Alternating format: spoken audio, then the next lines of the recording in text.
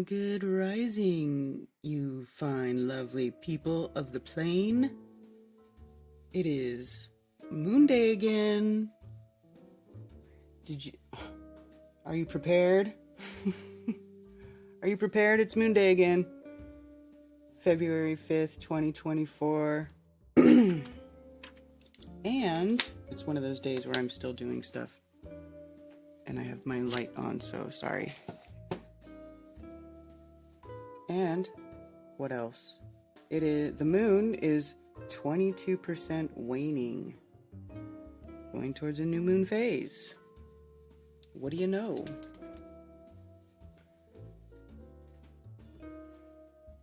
Hello on Rockfin, Scott Hunter, Carrie, Psyop within a Psyop, good rising. Good rising over there on Rumble, Matrix 6. And, excuse me. And to all you fine people on the YouTubes, I hope you're all having a wonderful day. Commercial sound and video made it first. Look at that. Look at that. Danny Smith, good to see you. Twilight Nights, Tony Coriolis, Effie Nation, says it's been a crazy 2 weeks. Boston Ray, Mud Flood Adventures, Aisling 717, good times for all.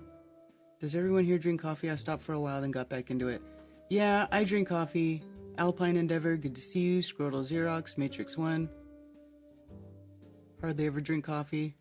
Good for you. Don't start if you haven't, unless you are already addicted to caffeine.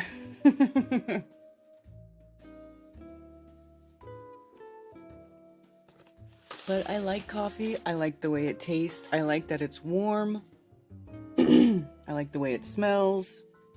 So, there could be worse vices to be doing in the morning. You know what I'm saying? It's not like I wake up and I do a line of Coke or something. I just drink some coffee. Very large cup of coffee. I do put Shilajit in it, and I also put collagen for my hair and my nails. It's like, whatever. Fausto Laporte, Earth First, Space Later, Jenny G, good to see you. Southern Belle. Dave Messenger, good to see you. Jameson Kimbrell. Truth and Justice. Is your mom okay in Cali with the rain? Yeah, my son actually texted me. He's like, Mom, it's been raining for like a month straight. I'm like, yeah. Well, I actually remember it doing that when I lived in Sacramento, in downtown Sacramento. I lived over there, and it rained, no joke, for like a month straight. And that was like in April, though. It was like the entire month of April that year. I want to say it was the year that, all that El Nino stuff, was going on. You know what I'm saying? Remember all that? Remember El Nino? Remember El Nino? So, it's not unusual, but it does happen. But they don't get regular rain like we do over here. Hi, Jana. Unindoctrinated. Forest Green. Good morning. Hey, Wide Awake. Good morning, good afternoon, and good evening to all the effers across the plane of Earth. That yellow spider guy. What up? The Mandy Effect. Jay Heighton. Great Rising. No Juan. Morning, Jenny Smith, saw you earlier, Sergey, Narovanchik, I hope I didn't butcher your name, maybe I'll just stick to saying Sergey. We all know it's you. Clayton, good to see you. Ollie. Any carpenter flat earthers in Florida?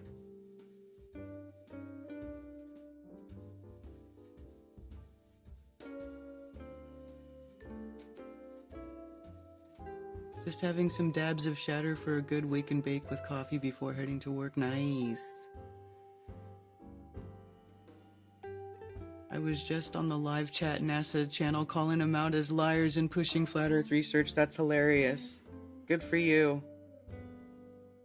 Good for you, Adam. Yeah, I opened up X and I saw they were having a press conference, right?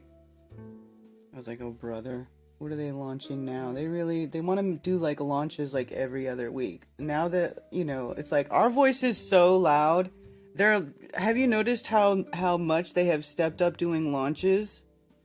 Like, I feel like they never used to launch this much, but the more we call them out on their BS, the more they're like, we're gonna launch a rocket!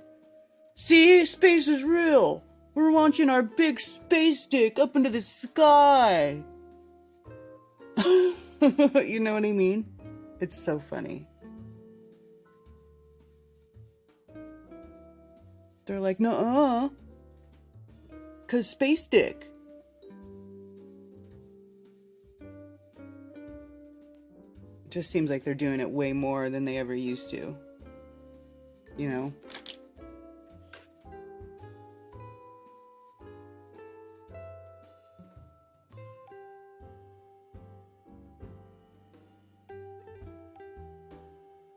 By the way, my phones are already open, 848-222-2480. I'm trying to make sure that I open them as soon as I start to stream. Great day for a launch. Alien propaganda too, yes. Exactly.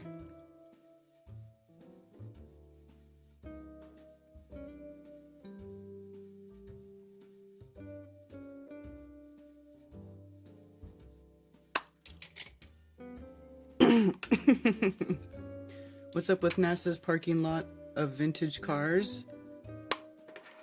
Is that like, what do you mean parking lot of vintage cars? Like all the people that work at NASA have vintage cars? Or, did you say space? Yes, I did say that. I said that. I'll say it again too. Space dick. Because that's what it is. It's like a big FU to the rest of the world. FU. You know what I mean? Because obviously they're not doing anything really. They're not sending anything to space. You know? They're not really doing anything. At least I find it hard to believe that they would actually be doing anything in the sky like that. It's all just a ruse.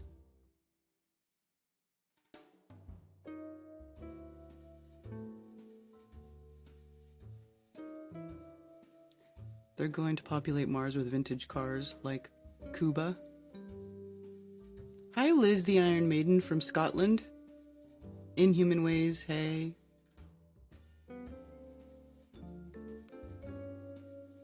Raised by Gypsies is over there on Rockfin. They're doing it more and so badly, it's all so fake looking and it's hilarious, right? They are doing it more. They totally are. Because what else can they do? You know, and then the other big countries are stepping it up, like China with their BS space station that they built in 18 months and have absolutely no documentation of building it. And then they show you live video from it and there's a glass of water sitting on the table. An open glass of water, like sitting there on the table while they're all floaty in space. You know? So clearly it's BS. Clearly. Like, I don't even know how people who think you live on a globe could believe that what they're doing is real. Just because it doesn't make sense once you actually think about it.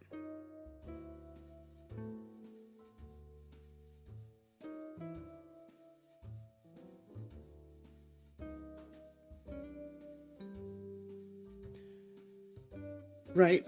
Oh, somebody's calling already. Thank you for calling Coffee Talk. You're on with Karen B. Space is fake and gay. Yes, it is. And they're totally doing it way more. I agree. They are, aren't they?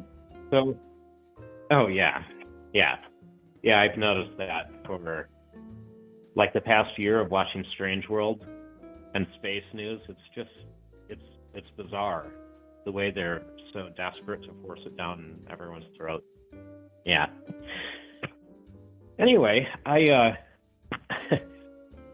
couldn't believe it. I woke up at 7 o'clock this morning, and I'm on Mountain Time, and that's extremely rare that I'm up that early. I'm like Mark. And then I couldn't believe I actually remembered it was Monday, and then I remembered, oh my God, Coffee Talk hasn't even started yet. I mean, this is a first for me, so I had to call in right away. Oh, right on. Yeah.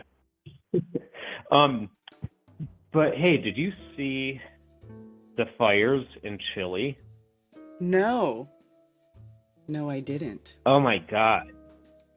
Oh my God. So the death toll is like at something like 150 people so far, and they expect it to go a lot higher. Really? And you should see the aerial footage of this. It looks exactly like Maui. Exactly. Really? I mean, just block after block after block of nothing but gray smudges where all the houses are supposed to be, and lines and lines and lines of melted cars. The same kind of dew crap. Huh.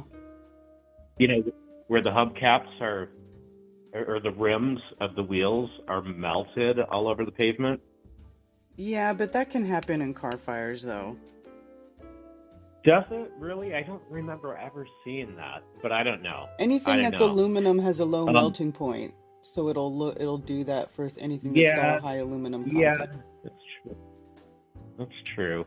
It's just, I don't But know. is it like what area I is don't it know. in? Is it a, you know what I mean? Like, you never know, because look at what they did to Acapulco. Remember Acapulco, where they had that hurricane that like showed up out of nowhere, literally just developed right off the coast of Acapulco and then went inland and like destroyed everything and then disappeared. Yeah, yep. I watched that whole thing with Jeff at Dollar Vigilante when it happened. Yeah. Yeah, so I mean, Yep. you know. I think it's more of this kind of crap. And wouldn't you know it, in 2022 they were going on and on about how bright Chile's future is with smart cities. Oh, I was gonna say, is it Surprised. something? Are they doing the smart city thing in anywhere around there? Because it seems Yeah. like that's what Yep. happens is they burn it down, and then they're like, "Oh, smart city." Right. Yep, they totally are. And this is just a really populated area, and just to see the lines and lines of completely destroyed cars, I don't know. I don't remember this crap happening like this. Remember last summer, in addition to Maui, there were fires all over the world like crazy. Like they set the world on fire. Yeah, there was fires in Canada. There was a really bad fire up in Canada, I remember. And Right. And pretty much but California is always on there's fire. a viral. Yeah. Well, there was a viral video of a guy showing the fire map of the whole world, and it was all over the place. And of course, they want to say climate change, which is bull. No way. Right. Anyway, I wonder what Zulu thinks of this. Isn't Zulu an active fireman? I don't know if he still does it, but he was a fireman. I'm not sure if he still does But he it. should have a pretty good. He should have a pretty good idea of if he thinks something suspicious is going on. Yeah. Well, we have a couple of firemen. Zulu it was a fireman, and also No Despair Bear is a fireman. So they actually both are very knowledgeable about that stuff. I have not seen either one of them in the chat yet this morning, but yeah. Yeah, it'd be interesting to ask them. Mm-hmm. Anyway, I just wanted to say good rising since I actually got my ass out of bed. That's great. I like getting up early. Although it's hard for me to I hang do out too. with my friends who like to stay up late now.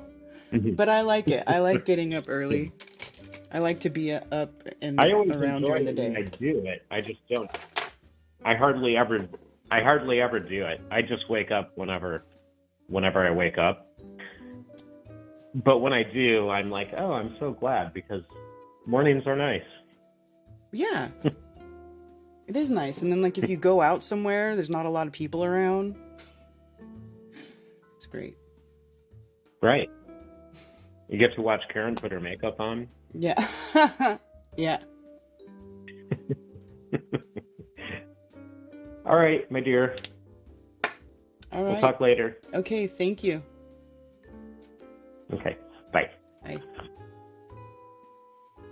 Yeah, I did not hear about NASA's pre-launch conference for NASA mission studying Earth's atmosphere and oceans. Blah, blah, blah, blah. Yeah, right. So let's see if there's things about Chile in here. I'm spelling the wrong Chile. Chile, not Chile the food. Chile the country. There we go. There's a hashtag for it already. Oh, yikes. Whoa.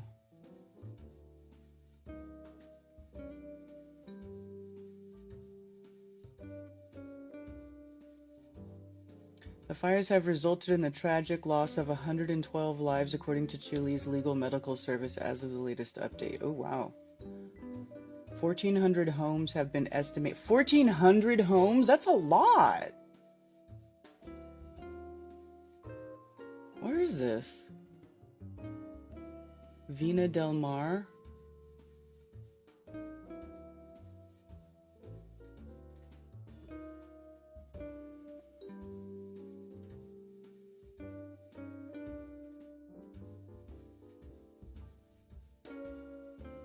Oh, yikes.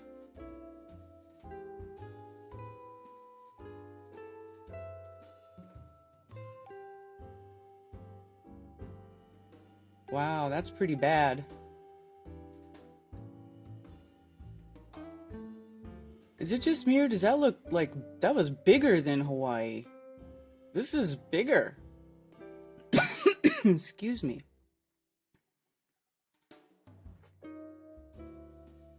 Oh, wow.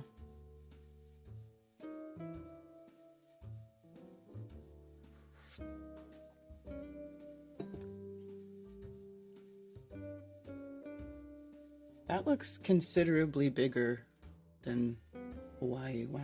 Hold on.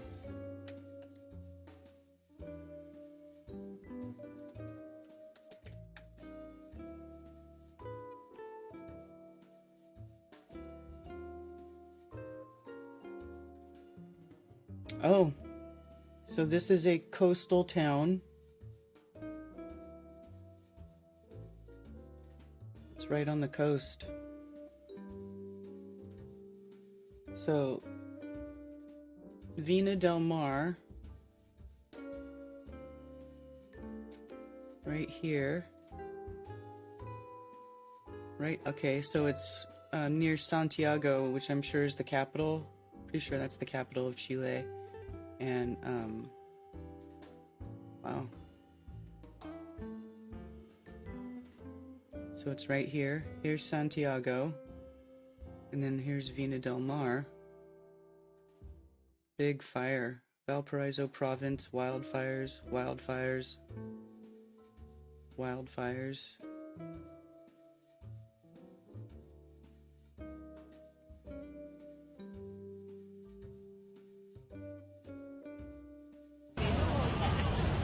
Incendio en Viña del Mar, 2 de febrero de 2024.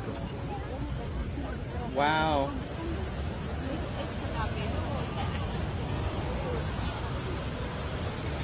Whoa. Incendio en Viña del Mar, 2 de febrero de 2024. Dude, look at that. That thick cloud of smoke. Oh my gosh.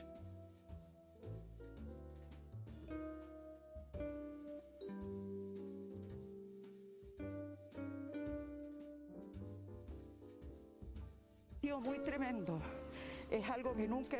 Something we've never seen. It's terrible.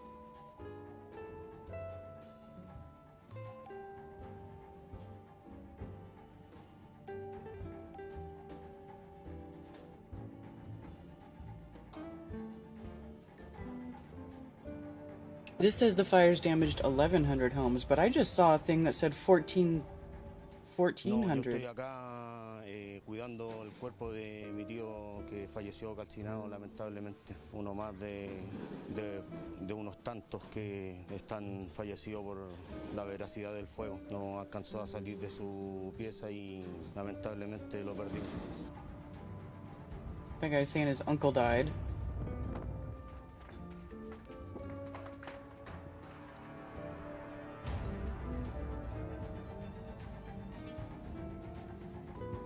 With coastal cities engulfed in smoke. La emergencia no ha terminado nada, no ha bajado, estamos en la primera etapa de preparación a la emergencia. Yo sé que han pasado ya 2 días y existe una suerte de percepción. Oh, it's been for 2 days. This was 2 days ago. El fuego probablemente bajó.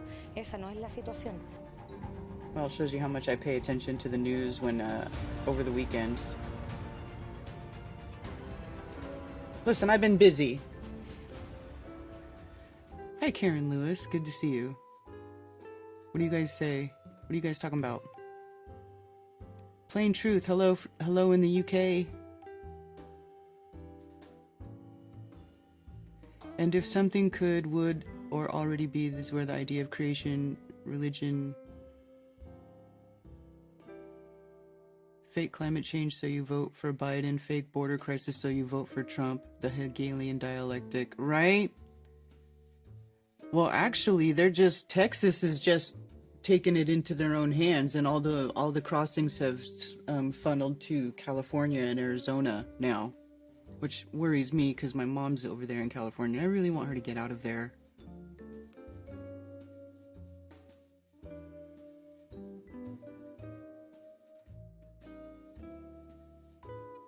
Space sticks penetrating to heavens, right? Exactly.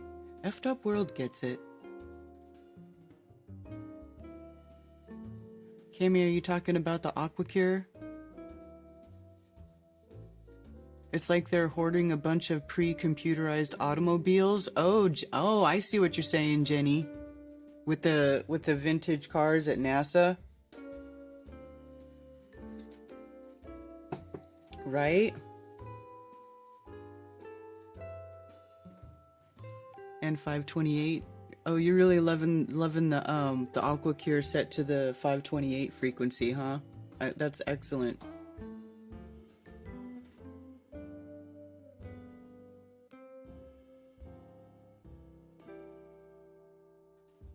Frequency that I'm running in Aquacure.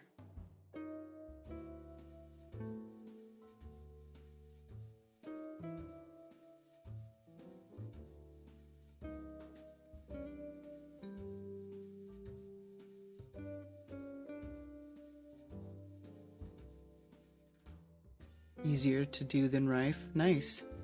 Hey, Scooter, I've been up since 6 a.m. today. I have a lot to plant today. 8 fruit trees, 50 strawberry, 40 asparagus, 10 blueberry, 5 raspberry, 5 blackberry. Dang, man. Go, Scooter. I would like to have a little blueberry grove.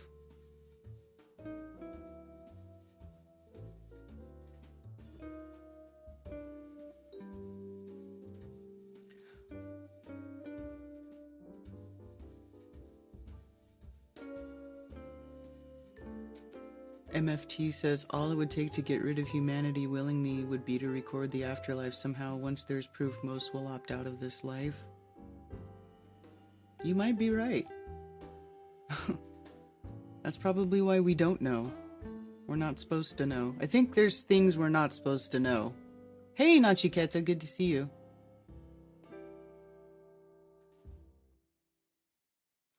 The satanic globalist war is on the surface for all to see. WEF, CIA, WHO, and the rest of the alphabet deep state agencies have got to go. Yeah, they're evil. Those are the NGOs, the non-governmental organizations, the unelected groups that influence governments and tell them what to do. tell us that we're going to eat the bugs. And did you remember me showing you that Klaus video? That Klaus video where he says that we don't even need to have elections. We'll just use AI to predict the outcome. And we don't need any more elections. Yeah, fuck you, Klaus. Sit and spin on one of them giant space sticks. How about that? How about that with your whatever BS?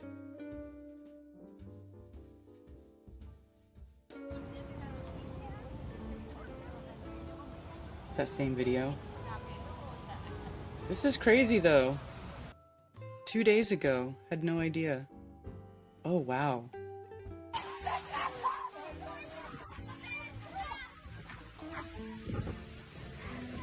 Holy smokes.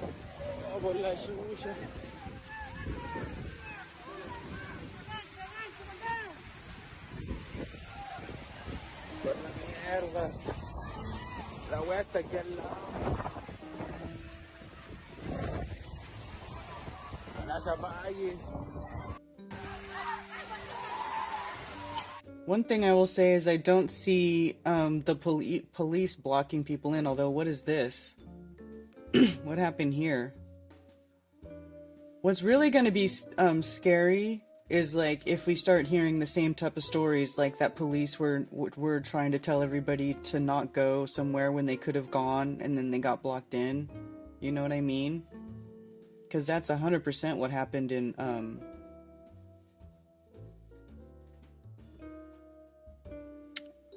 Hawaii.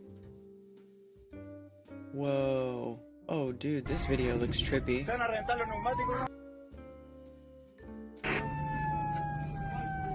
Está fuerte el calor, weón. Oh, pues no está, pero... Se están cayendo los árboles. Sweet Jesus. Hay que seguir luego.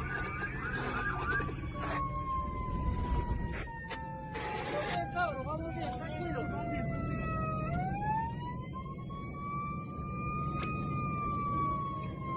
Quedamos encerrados. Cuidado acá. Cuidado, chiquillo, acá. Pongan la estructural. Pongan la estructural. ¡Cuidado! ¡Cuidado, la micro! ¡Avanza, avanza! ¡Avanza! ¡Está lleno de gente! ¡Está lleno de gente! ¡Hay gente! ¡Hay gente acá en la micro! Dang, man. That's gnarly. That's gnarly. That has me stressed out. Oh.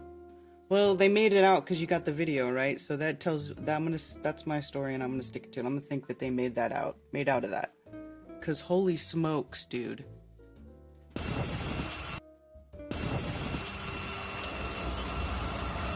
That's crazy.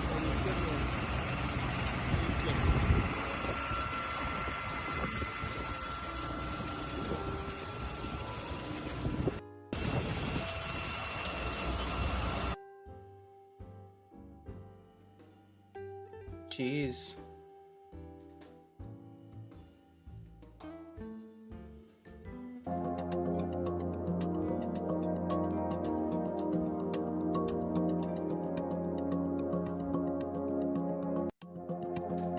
Satellite images of the fires.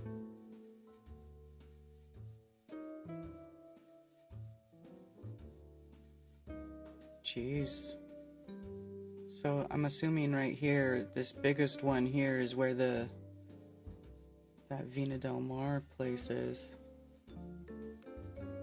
Bro, it's gnarly.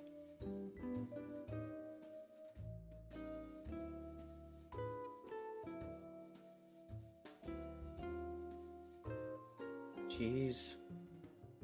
Look at that, that's scary, man.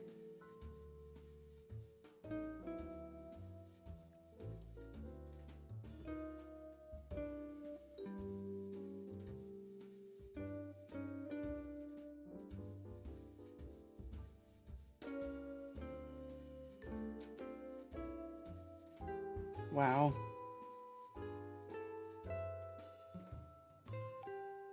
Large-scale forest fires in Chile have killed at least 50 people.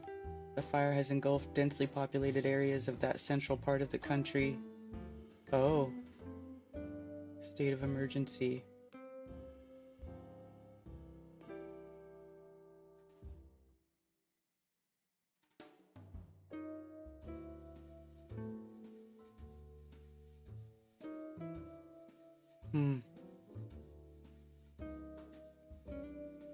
Well, that's really sad. I hope that those people made it out okay.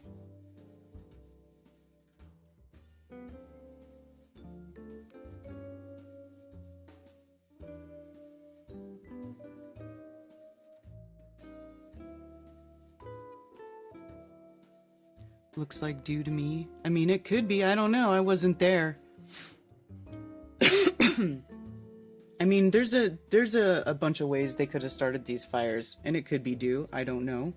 Wasn't there. But the thing we have to be careful about with that stuff is, like, a dew is a laser. You're not going to have video of a plane zapping a town with a laser. So, like, when people show these images and they're like, look, it's proof there's dew, and it's like some light beam coming off of a point. I mean, you know, they're like, we just have to be careful about what we call evidence of dews. That's all.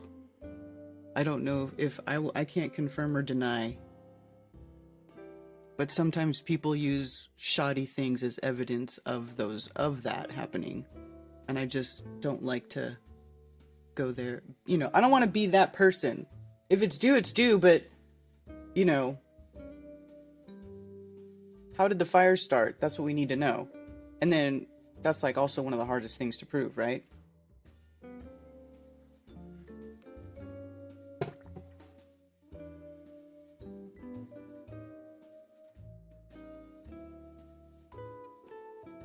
The fat meth head is walking by my house right now. He loves meth for breakfast, I guess. Oh my god. Matches are cheaper. I've called the police. Oh my god. Yeah. But, you know, the thing with the Lahaina fire, and I don't know if we're gonna, like, see all that kind of evidence with this stuff, like with this, but with the Lahaina fire, with the guy, the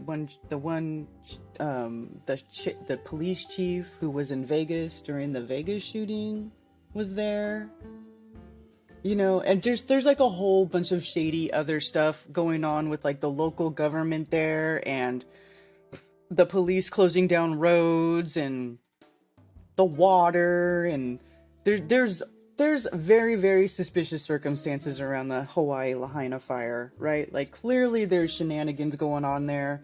They're trying to, it looks like they're trying to do some sort of land grab there. This could be the same case. But I don't know. First of all, I don't speak Spanish. All this news is going to be in Spanish. So, you know who will probably know is Iru. This will probably be something that Iru talks about. I wish I learned Spanish. If I had learned Spanish and I could be bilingual, I could be crushing it. But my dumb ass never took the time to learn Spanish. Hey, listen, if you're out there and you have the opportunity to learn Spanish, learn it. Learn it, because like half the world speaks it. They tell you it's like not... Like half the world speaks Spanish, okay? But Iru might actually have some stuff on this.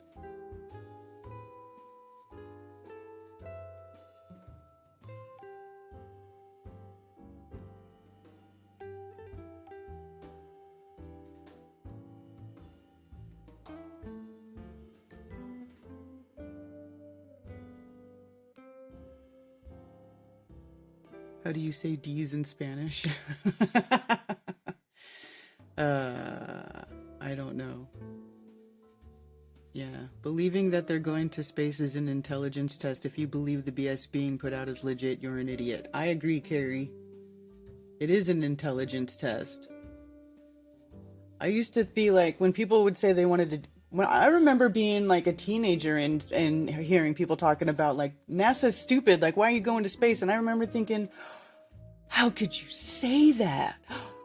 How could you not want to go to space? You know, space balls. But now I'm like, yeah, it's dumb. We shouldn't be shooting up these stupid space sticks up in the air. It's dumb. It's a waste of time. It's propaganda. They're not accomplishing anything about it by doing it. They don't need to study the Earth's atmosphere and the Earth's oceans from space. We can study it right here because we're in it. We're in the atmosphere, And all they need to do is stop polluting. See, that's the whole thing. It's all just a ruse because the big corporations and the governments are the ones doing the polluting and making everything shit. And then they're like, oh, it's your fault, you peasants. It's your fault. So we're going to engage a carbon tax on you because it's all your fault with your breathing and your cow farts and your driving to the store and shit. You know, that's what it is. It's always some bullshit, you know, propaganda, ruse, lie, you know, whatever, to try to make it our fault so that they can get us to be like, oh, you're right, we're so horrible and wasteful. We really want to save the earth. Oh, we don't want it to die. It's all dumb. It's all fake and gay. All of it is fake and gay. News in Chile says 3 fires. Well, it did show on that little, it did show on that little satellite graphic that there were, it showed like 4, I thought. It showed multiple. It showed more than 3. I wanted to be the last starfighter. Me too, Zach. I too wanted to be the last starfighter.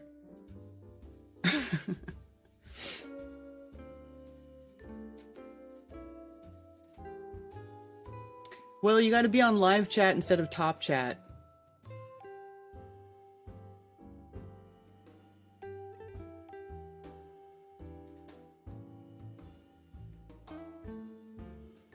Oh, look at this. Drone captures terrorists. Oh, come on. This is fake. Here we go. Here we go.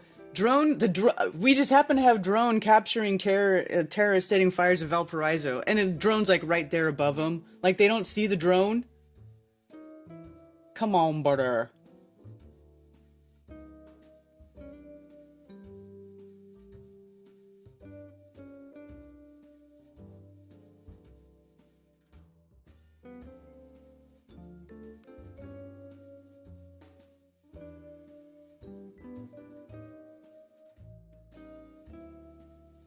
Come on.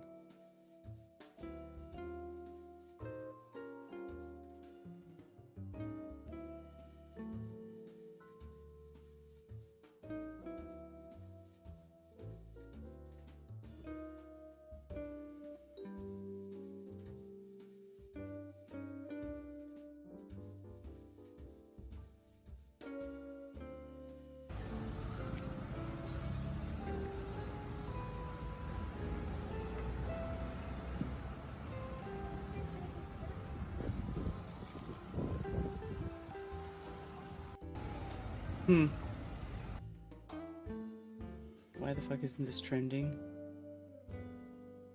Right? It's not trending. Because I've been looking on Twitter and it hasn't been trending. See, this is what happens when they tell you, oh, free speech. Oh my gosh.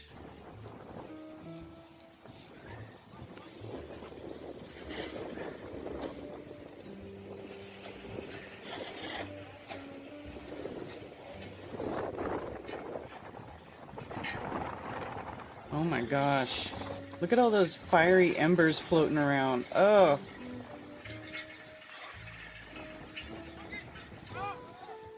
Trying to save that house.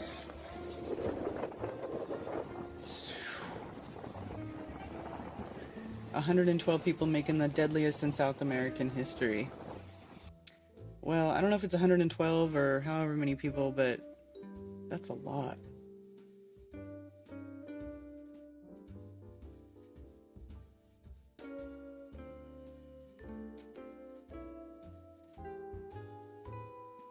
Oh God. And here they go, pushing climate change. The era of global warming has ended and the era of global boiling has arrived. Oh, come on.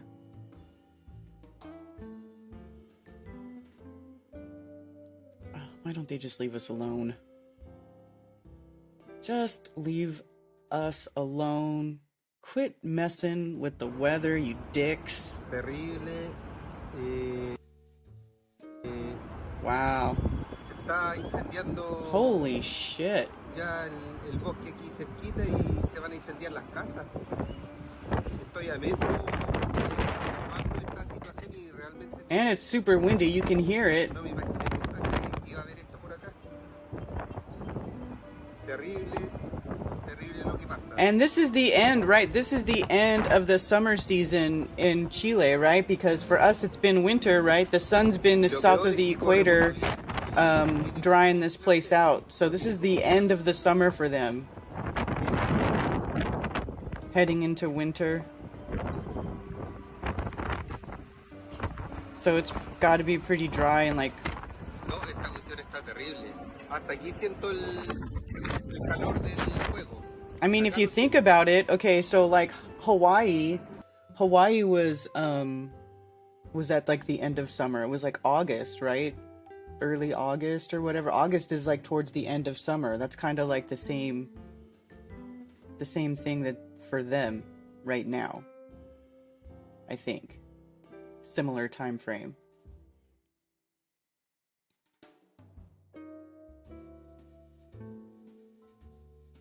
So, yeah.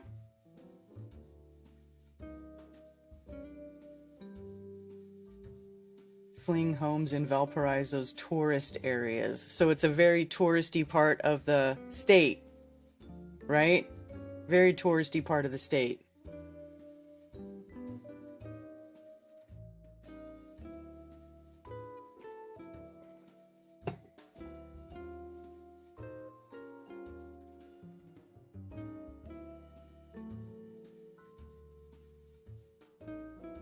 Well, I saw a comment on my cousin's FB post about a daffodil flowering in FB. It said lovely but worrying. In February. Oh yeah, because it is early. Well, I mean, it is early because in my area, the last threat of frost is April 15th. So for me, I still have 2.5 months before I can even be sure that it won't get below freezing again. I don't know. I mean, it's been cold to me. Where are the Mayans largest in history? What do you mean?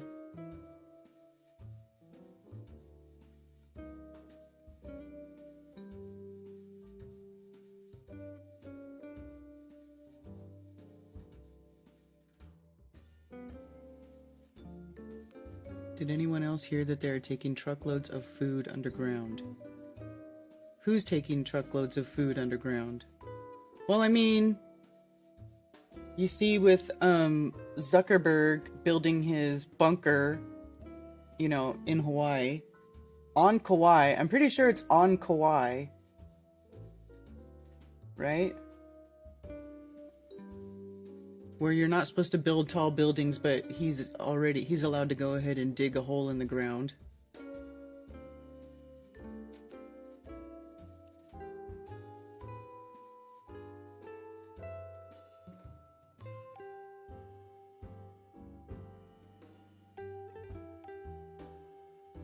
MSM of Chile and Spanish-speaking world cause them forest fires. Yeah.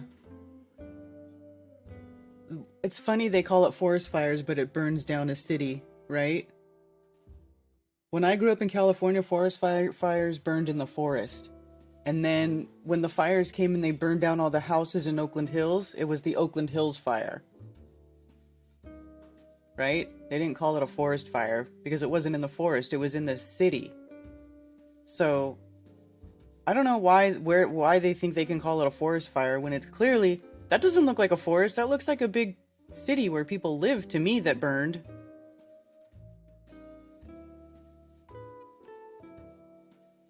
So, yeah, definitely suspect. Video of the consequences of forest fires in Chile, which are increasingly burning out populated areas. Okay, yeah, so they're burning populated areas, touristy part. It's right near Santiago, which is the capital. I mean, and look at these pictures. This place looks beautiful, you know?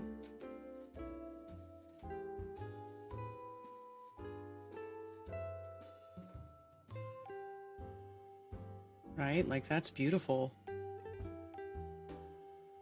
at that coastline.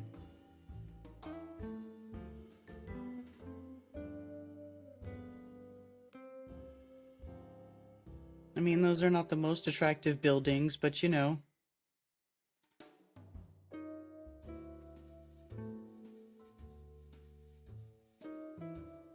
Big place? Are they building a bridge there, or is that a big pier?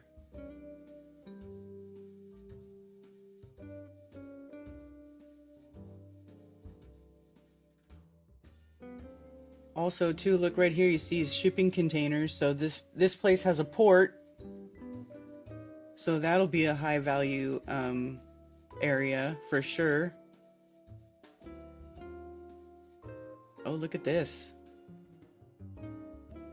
That's cool.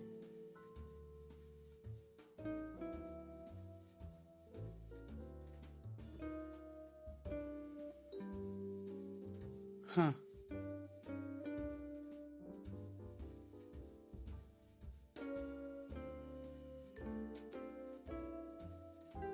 Really pretty area though. Look at that. Wow. That's pretty. I want to go to the beach.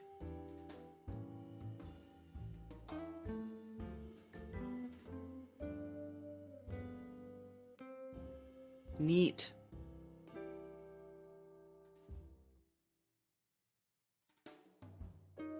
Well, so anyway, we'll see what happens with that. Oh, that's a shame. You know, it's really a shame what these psychopathic, you know, elitist a-holes who have way too much money and way too much power, more than any human should ever be allowed to have. And then they want to go and like ruin everything and take it over and make it suck and make life suck. And then you're not even allowed to go on the YouTubes or anywhere and tell everybody that they should go cut their heads off. Right? Then you're like promoting violence. Oh, well, it's not promoting violence to like set fires and like kill hundreds of people and burn down thousands of houses and, you know, put everybody on lockdown and tell kids they can't go see their granny because of some stupid BS that you know, like, it's I can see how people will slip into the black-pilled frame of mind, because I go there sometimes. I was telling, actually the other night we were hanging out and I was telling Cammie, I'm like, it's just killing me anymore, all the crap that's going on. Look at all, yeah, so there's the melted wheels that the guy was talking about. But yeah, aluminum wheels will melt. Ben and I have had this conversation because Ben, where he lives out in the mountains, car fires happen quite a bit, and actually shortly after we had that conversation, his truck caught on fire and burned up in the mountains. But anyway, anything that's got aluminum has a low melting point, and those will melt. It would be interesting to find like a aluminum wheel and put it and have a big backyard fire and see if we could melt the aluminum wheel in a backyard fire. Because, just as an experiment, because I feel like, you know, people don't realize how low of a melting point that actually has. I mean, I put aluminum cans on the fires we have, and the cans literally disappear. They disappear. Like, you can't even find them in there anymore.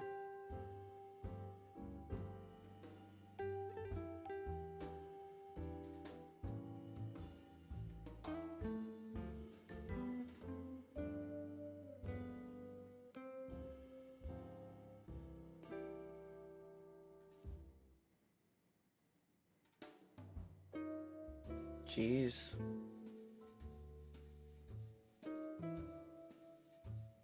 Untouched wooden garden fence.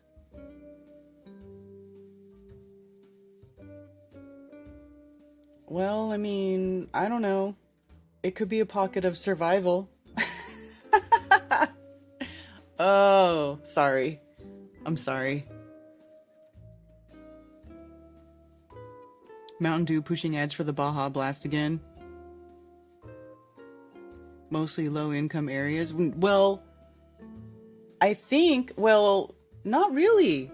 Okay, in Lahaina, it was because there's a lot of old native, like, Hawaiians living in that area, right? And it's right there in downtown Lahaina, and Lahaina is a super touristy town, right? So there's some of that going on in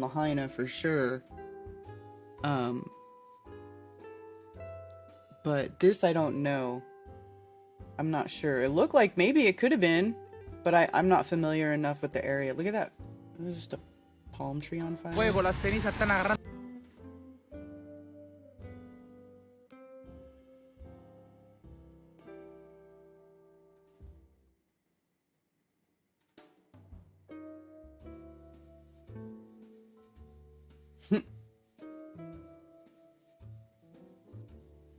I mean, that could be a flying ember that got caught in the tree and started the tree on fire.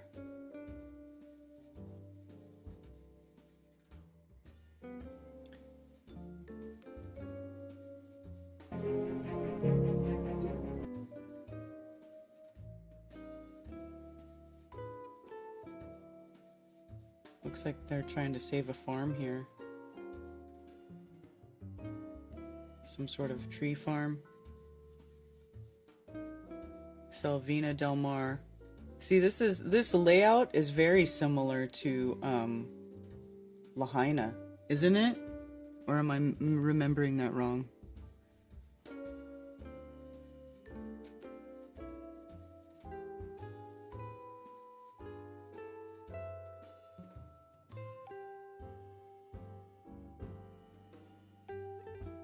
It's the high magnesium content in aluminum. Some chainsaw engines can be used as fire sticks.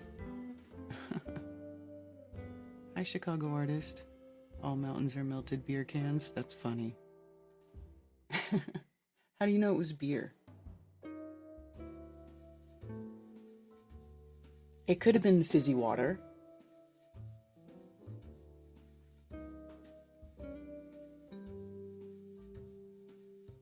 All the firefighters sleeping under a tree because they're wiped out.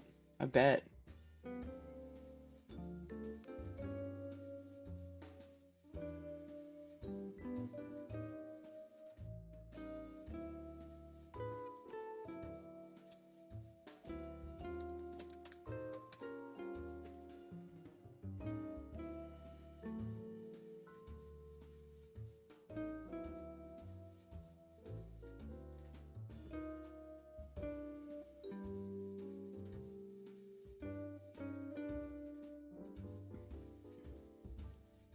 Wow, these are all burned to the ground. Remember we were looking at ones earlier where you could still see the walls, like it looked like just the roofs? Oh, this definitely looks like a poor part of town.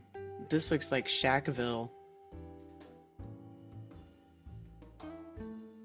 Because they got like sheets of aluminum and like, you know, that shanty type roofing all piled up there. Let's watch it again. Probably is low income area.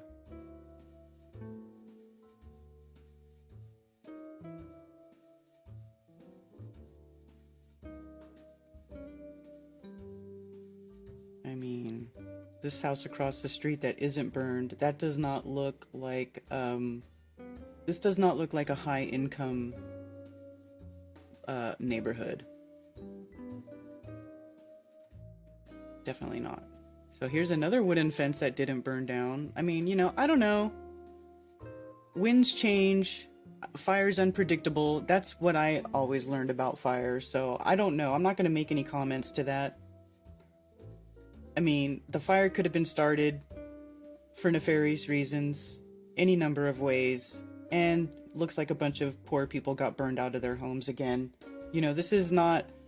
That's really what's important, though, is to know. Is that these, you know, rich a-holes think that they have the right to burn poor people out to make sure of their homes just because, oh, well, they don't deserve to have that piece of property. Look at that oceanfront property in that nice area. No, let's just burn that out. We're going to clean them out right out of there. You know, clearly that's what it looks like to me, what's going on. It's fucked up. For sure. You know, somebody's trying to take over, you know, a piece of land that they want to develop. Or build like that guy said, like a first caller said, maybe they want to build a smart city. You know? I'm not sure who's in charge of Chile as far as the leadership of Chile. I'm not even sure if they're part of NATO. Let's see.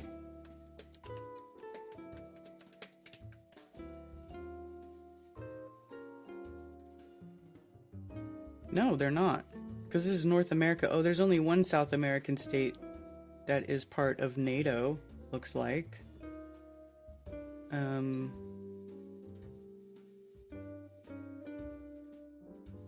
What country is that?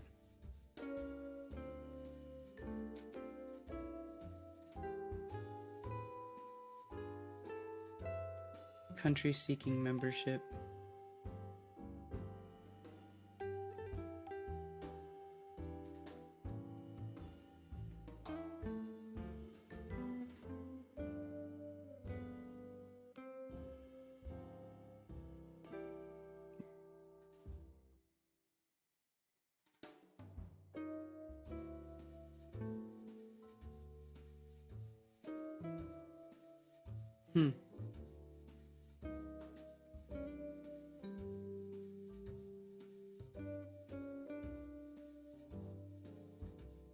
It's not Montenegro.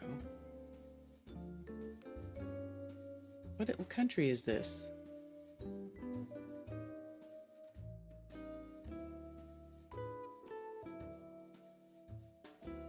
French Guiana. That's what it is. French Guiana. So no.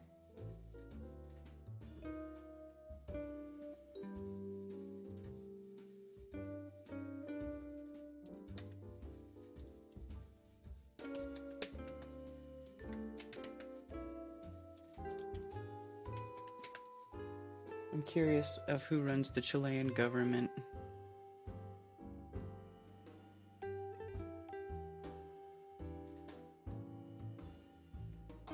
What type of government does Chile have? Chile has been independent of Spanish colonial rule since 1818 and has experienced several changes in government since then. First ruled by Supreme Director, the country entered political turmoil and exiled him in 1823. Conservatives took over the country from 1830 to 1861, established an autocratic republic government, and creating the Chilean Constitution of 1833. Eventually, liberals rebelled and took control from 1861 and 1891, continuing to rule under the Constitution of 1833. From 1891 to 1925, the country was under parliamentary era in which parliament held more power than the president. During this time, the members of parliament were largely elite, land-owning individuals. After an uprising from working-class citizens, the country entered the presidential era from 1925 until 1973. I think this is when, what's his name? Pinochet was in charge. Pinochet was a general who took over the Chilean government, and he kicked the elitists out, and apparently they were like communists. He called them communists, and he was like, allegedly he would throw communists out of helicopters. They don't even mention Pinochet in here, which is funny, because this time frame, 1925 to 1973, I'm pretty sure that's when Pinochet was somewhere in there.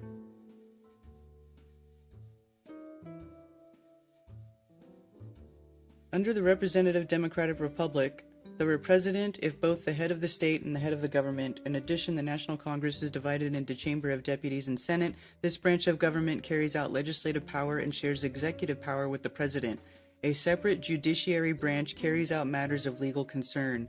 In 2005, the president amended the Constitution in order to reduce presidential terms to 4 years with no immediate re-election and to eliminate appointed senators in lifelong terms. We need to do that.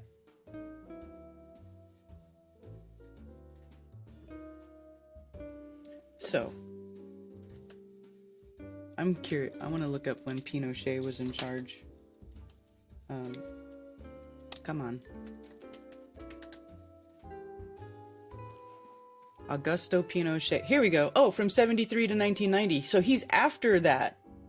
I was wrong. My bad. So, after an uprising from working class citizens, the country entered the presidential era from 25 to 73. So after this, see, A successful military coup d'etat in 1973 led Chile into a military regime until 1990, when citizens voted not to allow the military leader to carry out another term. A new president and Congress were elected, and the country moved into a representative democratic republic. So that's okay. So it was in 73 when Pinochet took over.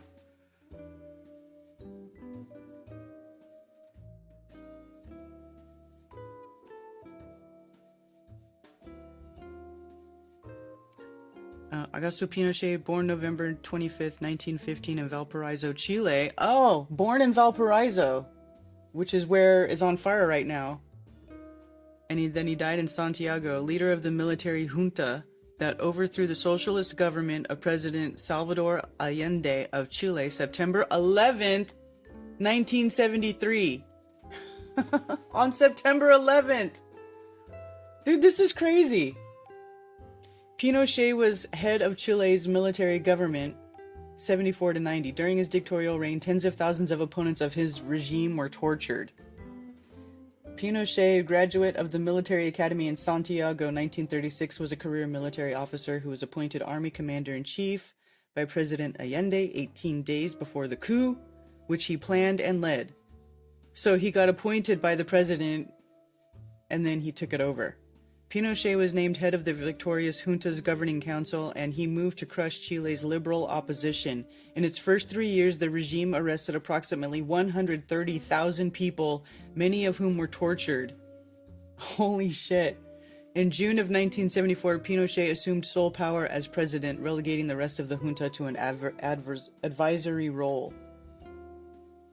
Pinochet was determined to exterminate leftism in Chile and reassert free market politics in the country's economy. His junta was widely condemned for its harsh suppression of dissent, although its reversal of the Allende government's socialist policies resulted in a lower rate of inflation and an economic boom between 1976 and 1979. A modest political liberalization began in 78 after the regime announced that in plebiscite, I don't know what that means.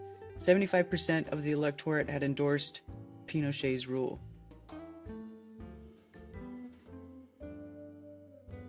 Plebiscite, a vote by which the people of an entire country or district express an opinion for or against a proposal, especially in a choice of government or ruler. Ah, okay.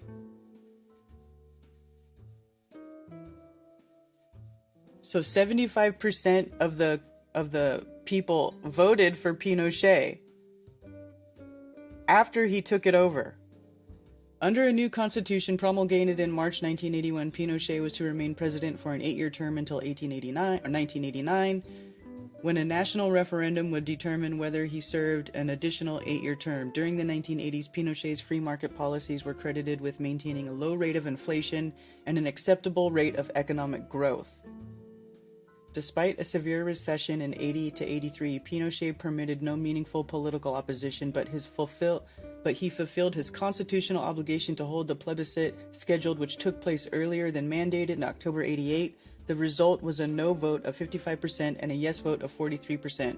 Although rejected by the electorate, Pinochet remained in office until free elections installed a new president, the Christian Democrat Patricio Aylwin, on March 11th, 1990.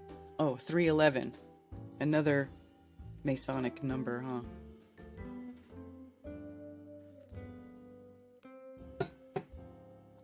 Right? Because 11, 11, 11 is 33.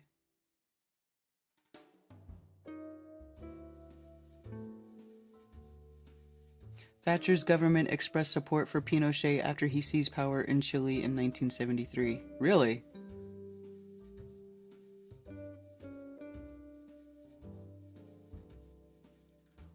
Pinocha. Brandon. You pervert. Allende was a CIA-backed coup. Well, look at the numbers.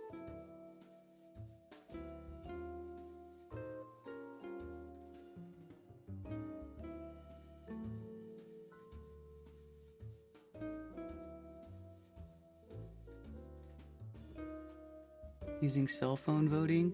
Listen, I would vote if they actually I might consider voting if they used voter ID and you weren't, and it was much harder to fake it or to like cheat, you know? If they had some different type of voting system where they actually counted the votes, none of this electoral college bullshit, but where people had to actually like say, yes, I'm here, my name is so-and-so, and I vote for this person.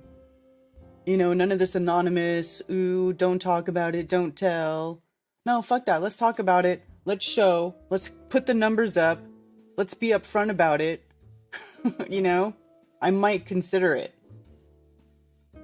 But everything's just so shady. It's like a waste of time.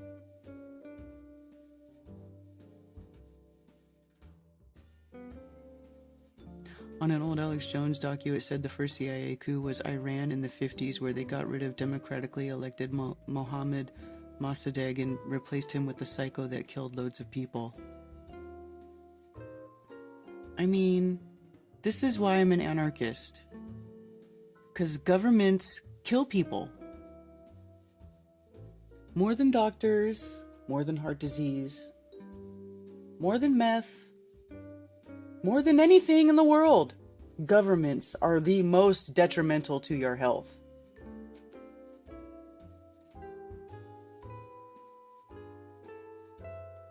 You should study the Electoral College. I already know what it is. That's why I know it needs to get GTFO.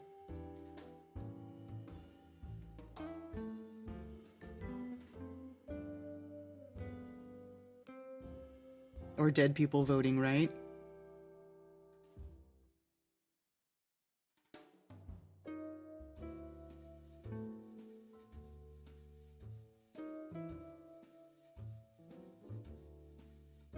What you talking about?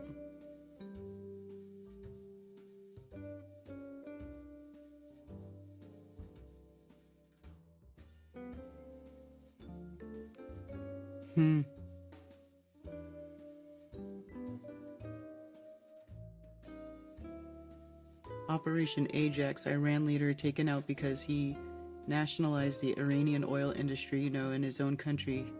Right? Anytime these countries, you know, start getting too built up, they start doing stuff too good, well, they gotta get knocked down a peg or two, right?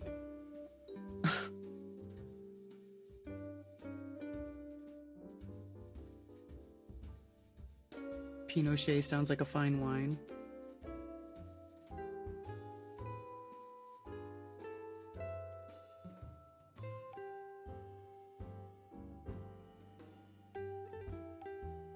Yeah, thank you, Tommy, for posting the number 848-222-2480. Anyway, clearly, well, not clearly, but it does seem to be looking like there's some shenanigans going on with Chile. Operation Condor. You want to read? You want to read a little bit more about Pinochet? As commander of the armed forces until 1998, Pinochet frequently thwarted human rights prosecutions against members of the security forces. After stepping down, he became a senator for life, a post granted to former presidents under the 1981 Constitution. Later, in 1998, while visiting London, he was detained by British authorities after Spain requested his extradition in connection with the torture of Spanish citizens in Chile during his rule. The unprecedented case stirred worldwide controversy and galvanized human rights organizations in Chile. The United States and other countries were prompted to release formally classified documents concerning Chileans who had disappeared. Oh, so the USA had classified documents. Why would the USA have classified documents about Chileans who had disappeared? Huh?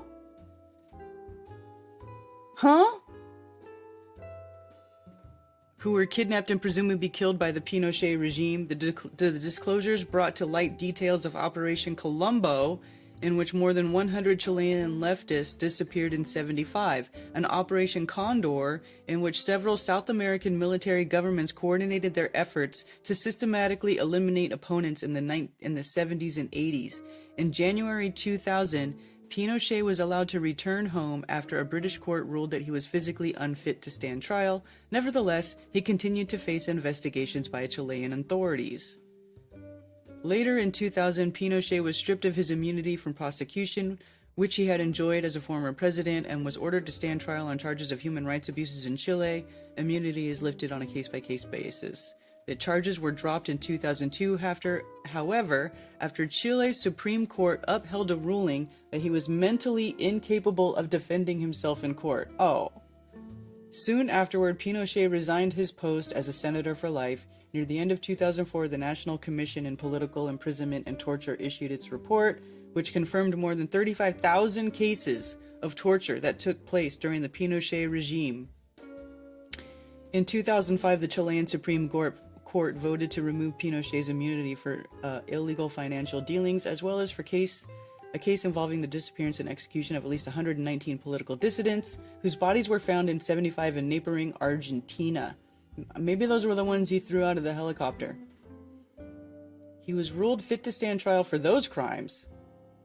Pinochet died the following year, however, without ever having been tried for human rights abuses that occurred while he was in power. That's Pinochet.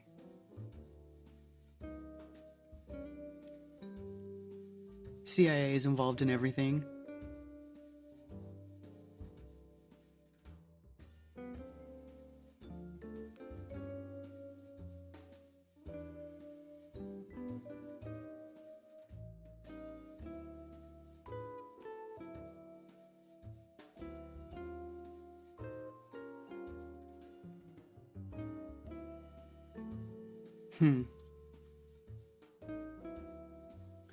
So, yeah. Fascinating stuff. So, I think that, yeah, my whole question is why, like, it doesn't even talk about the US until it's like the United States has, classified documents about Pinochet. Like, yo. Let's go to the CIA. You want to go to the CIA? I wonder if you can go to the CIA reading room.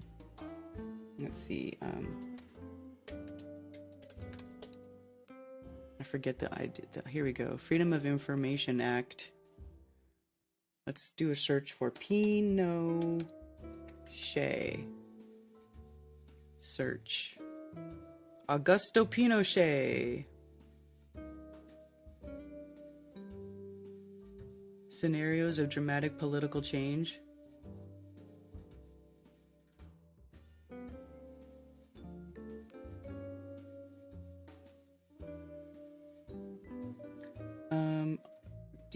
Filter by collection. Argentina declassification project. The Dirty War, 76 to 83.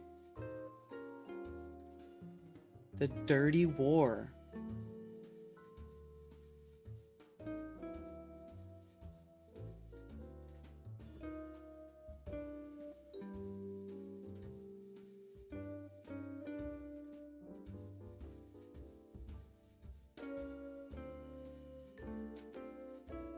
The Chicago Boys was a group of U.S. economists that guided Pinochet's econ policies.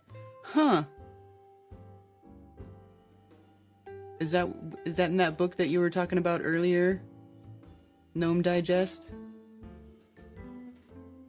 Hello? Human Rights Review, Latin America. Sanitized.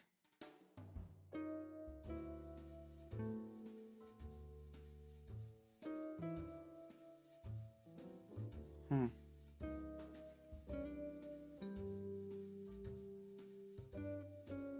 $78.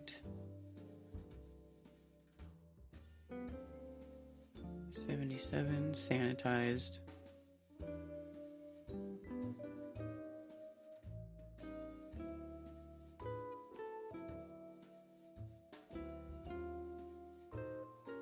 Look at this.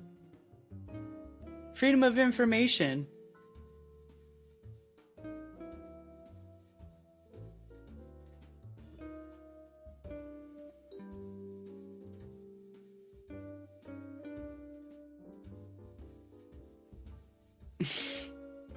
Like fucking 4 pages are denied.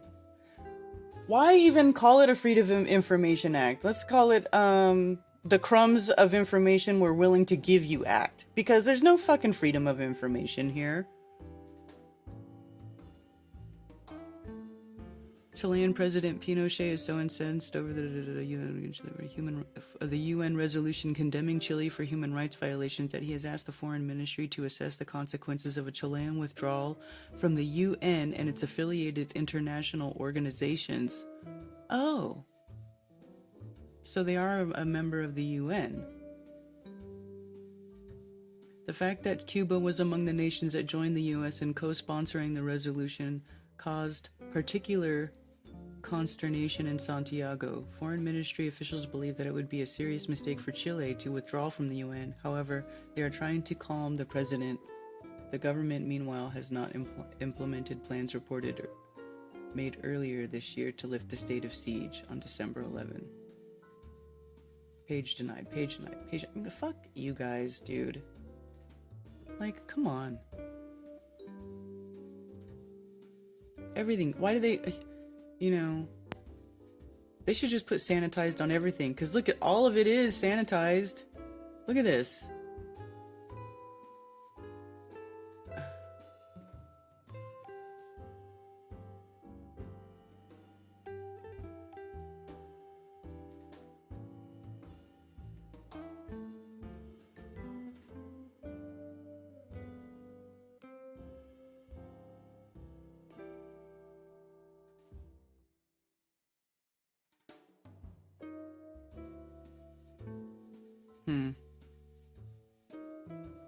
Yeah, there's nothing interesting because they deny it all. Whatever. I don't even know why. That's why I don't go to that website anymore. I mean, there is almost nothing really of consequence that you can find in there that's really, you know, because they don't give you that stuff. If it was juicy, if it's really good, they're not going to give it to you. Oh no, this is denied. This page is denied. What a joke.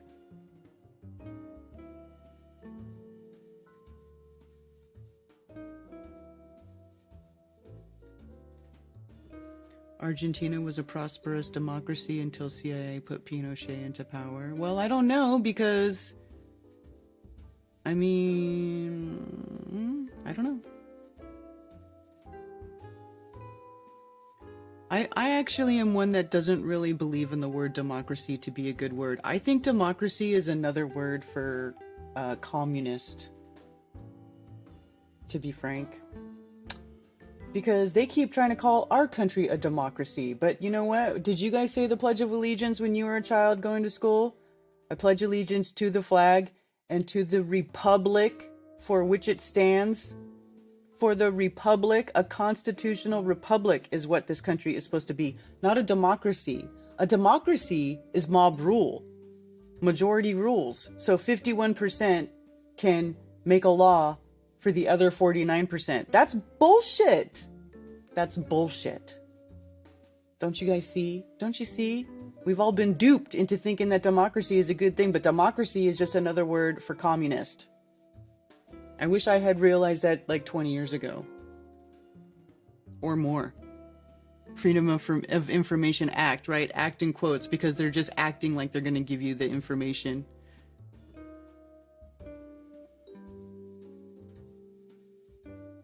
The blank and the blank blank.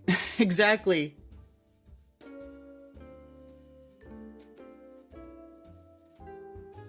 I thought Brazil had split off from the US, but remembered it is.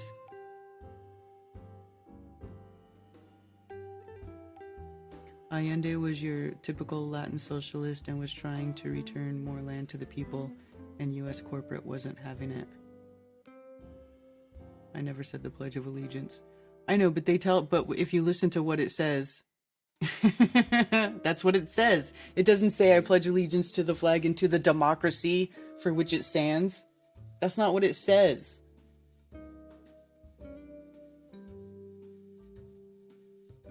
Yeah.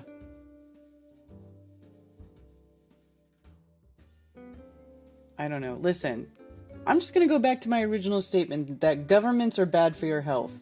Governments are bad for your health. Governments are bad for Mother Earth. They're bad for the environment. I mean, seriously, they're just bad. They do bad things because they get too much power and then they start getting people involved in you know, their horrible world geopolitic bullshit that we were not meant to have. You know what humans were not meant to be influencing other places on such a worldly scale in such bad way. Like, this is not, I don't think this is how we're supposed to be living. You know what I mean? Like, we don't need these governments. Any of them. I want to control, alt, delete the governments. That's what I want.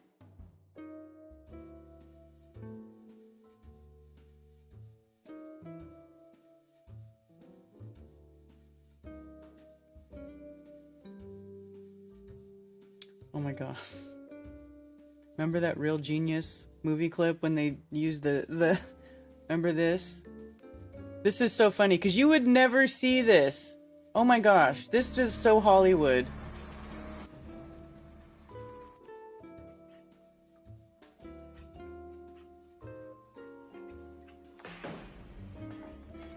Okay, God, let me have it.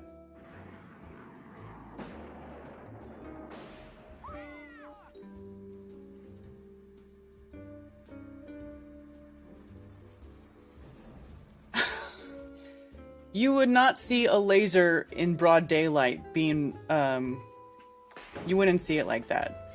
That's so dumb. You can't see a laser until there's something in the air for you to see it in. Like, it has to be smoke or fog or particulates or something, but you're not going to see a big laser beam. Too many people demand slavery. Government is a reaction to appetite of the masses. I never say the pledge anymore. I pledge allegiance to no one or nothing. Right?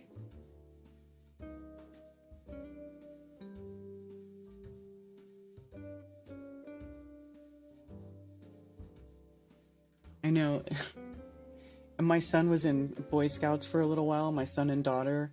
And, you know, I would take them to their meetings and they have to stand up and do the Pledge of Allegiance. And I'd be in the back there just sitting down, getting the stink eye from people.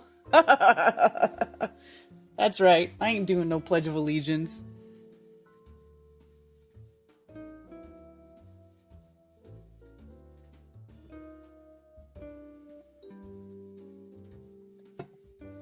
You know, but that's the thing. They don't even run the country the way that it was originally supposed to be run. You know, the government completely ignores the Constitution all the time. All the time. The elected people are doing all kinds of shit they're not supposed to do. I mean, our own president is basically committing treason by not protecting our borders. Like, isn't that the role of government is to protect its citizens and its borders? And that's like not at all what they're doing. They're letting people in. They're doing the opposite.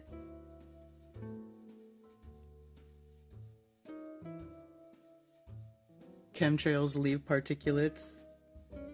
Yeah, but I mean, that was like a clear day. I still don't. You're not gonna see it. Was that freaking sharks with freaking laser beams?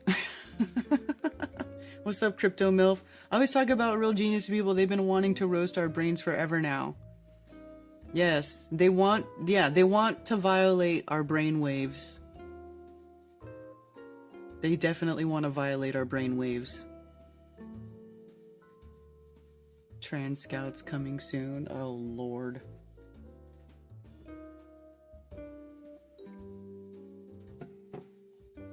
Yeah.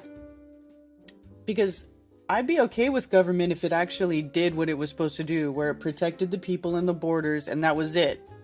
That was it. But government is nothing but oppressive. Our governments are just pure oppression. What's this? This looks old school. I'm curious. No. Oh, Rumsfeld. Can I ask you a question about some of the technology that you're developing to fight the war on terror, specifically directed energy and high-powered microwave technology? When do you envision that you can weaponize that type of technology? Goodness. It is in, for the most part, the kinds of things you're talking about are in varying early stages. do you have anything you'd add? I don't think I would add much. I think they are in early stages and probably not ready for employment at this point. Secretary, can I ask you a question about some of the technology? So when is that? Is that around the year 2000? Now, I know people like to say, you know, I don't even want to get into all that.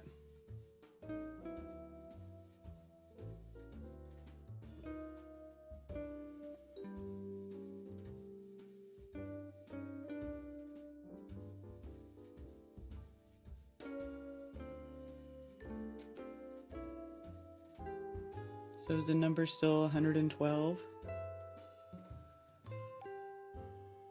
I thought I looked up. I did look it up, but then I got distracted looking at Pinochet. Wondering what their update is.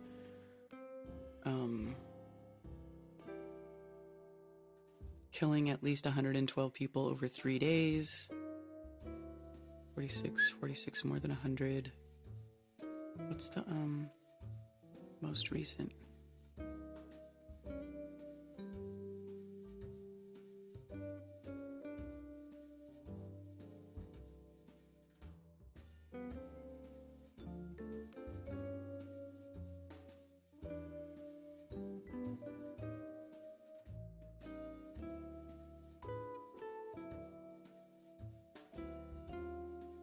Jeez, house fire traps kills 5 children.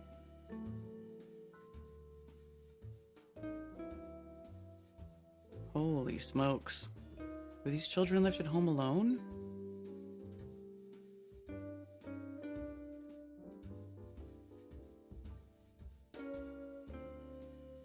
South Bend Fire Department responded to the blaze in the early evening hours of January 21. One neighbor said he immediately called 911, but firefighters were already on their way. Intense flame engulfed both the first and second floors of the structure, and the 6 children were extracted from the fire, according to fire officials. Children ranged in age from 17 months to 11 years. Fire Chief Carl Buchanan told reporters Monday the 11-year-old remained hospitalized. An adult escaped with minor injuries. What?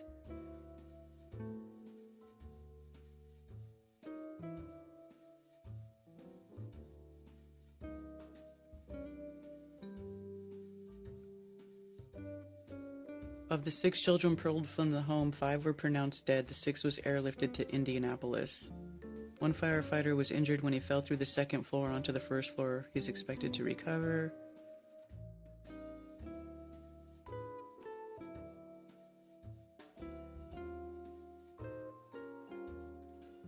They don't know the cause of the fire. An adult, but was it the adult? Was it a parent? That's sketchy. That's kind of sketchy. Like, what was going on there?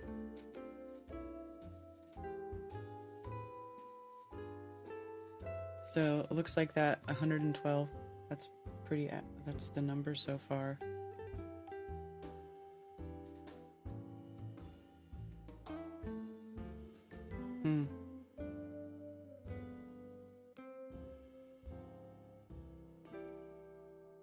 But yeah, like, look at these houses. These are not fancy houses. This definitely looks like a poor area that was impacted. You know, these are not fancy. I mean, unless that's just how it is in Chile, but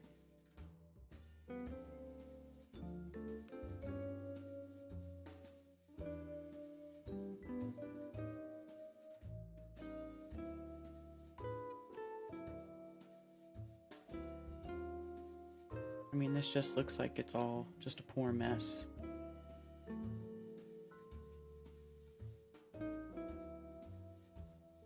They, them scouts.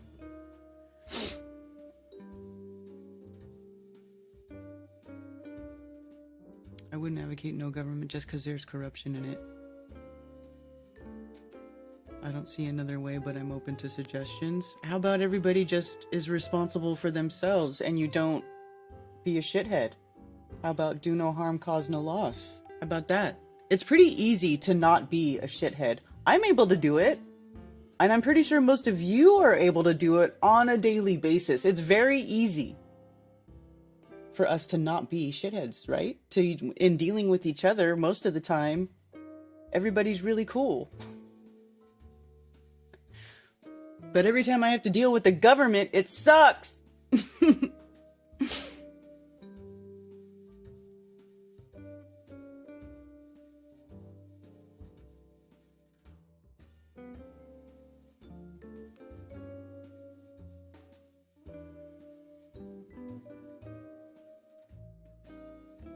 112 is a common emergency telephone number that can be dialed free of charge from most mobile phones. I didn't even know that. I watch these news conferences now, and I know 100% of it's all staged BS. Yes, crypto MILF, it is.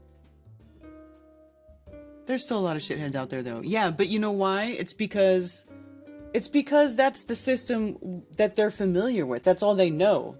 You know, that's why I talk about, like, we have to start living that change and being that change. You know, it's so cliche, but we have to educate ourselves out of it. We have to teach our children how to interact as honest, you know, adults who have a good work ethic with integrity, who are who want to be the best person that they can be. I mean, this is all we could do, you know. Of course, it's not going to be perfect. The world is never going to be perfect. Someone's always going to do something dumb, you know, but it could be a lot better without governments. That's all I'm saying.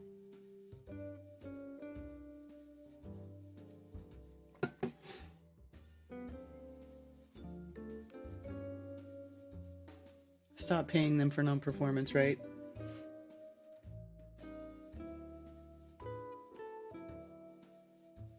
How do you contain those who bear ill will? Well, it's 11/11.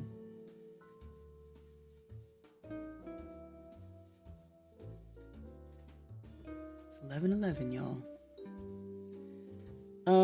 Easy. With the universal peacemaker.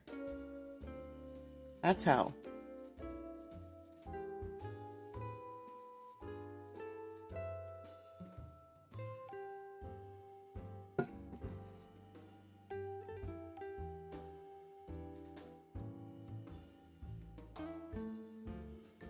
We need a new paradigm, not the old system rehashed.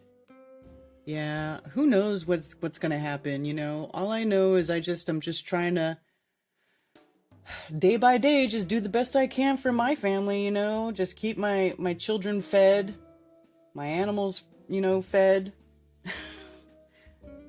I do my best to keep my house clean. It doesn't always work out so great, but I try. You know? I just try to do the best I can do.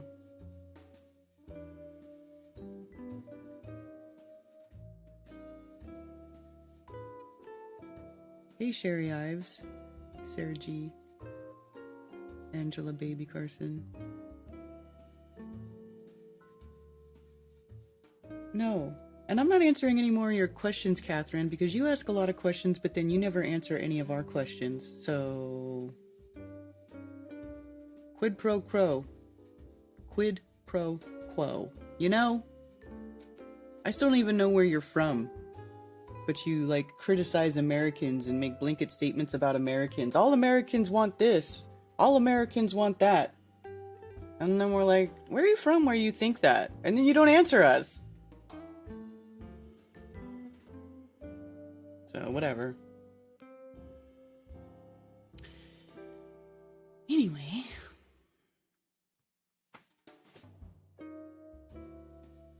Okay for Rumsfeld to lose $10 billion from the Pentagon budget day before 9/11, but try telling my wife I lost all our savings in one day.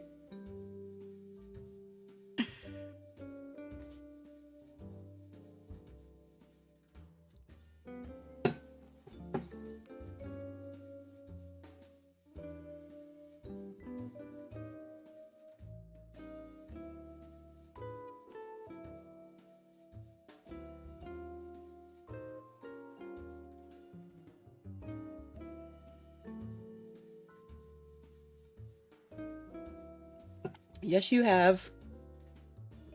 You said, why do all Americans want to XYZ? Take all they can have or something like that.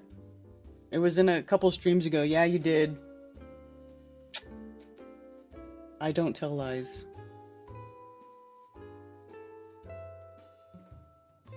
No, I don't want your location, but we were asking you what country you were from, and you ignored all our questions. Like, you were asking us questions, and then we were asking you questions, and you didn't answer. I even talked about this with Cammie the other day. I'm like, who's that chick who keeps coming to my chat, asks a bunch of questions, and then when we ask her questions, she ignores us?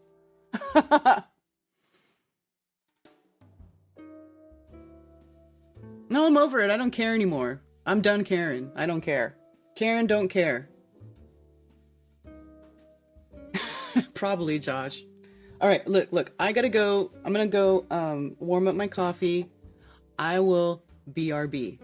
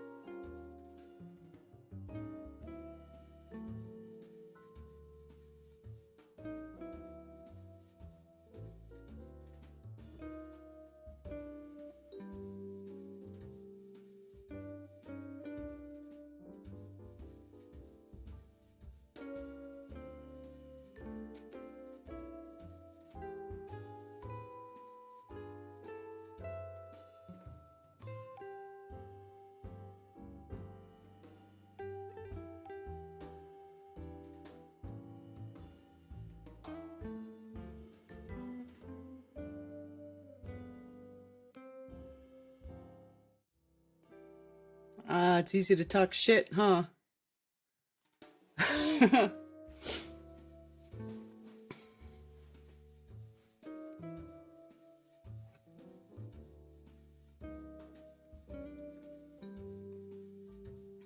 Yeah, pretty much whenever somebody wants to come over to your stream and like take over your chat, that's a TROLL.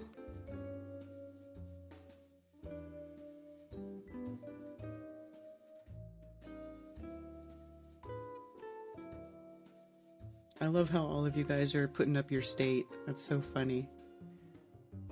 No, I don't want to dox you. That's so, how stupid and how, like, why would you even go to that extreme? Just because I said what country you're in, you think I want to dox you? I didn't say give me your address.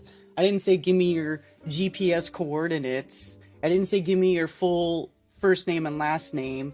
I said what country are you in? That's it. I'm in America.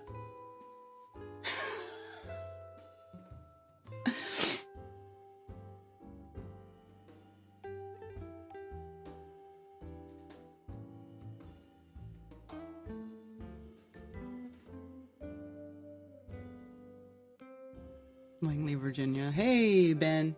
Good to see you.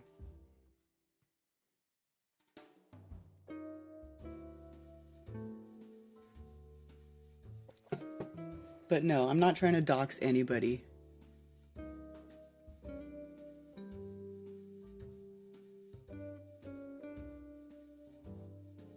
I live on Earth.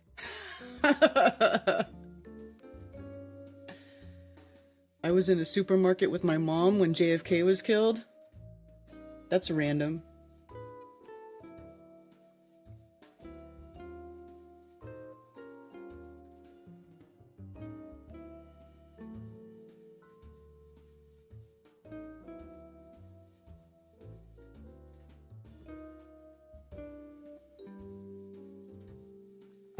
Ohio.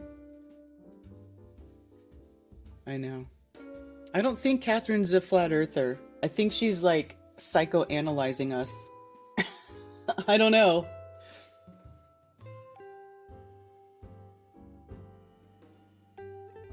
I mean, you know, it's okay, but listen, we're not a bunch of stupid monkeys over here. Scroll back to what?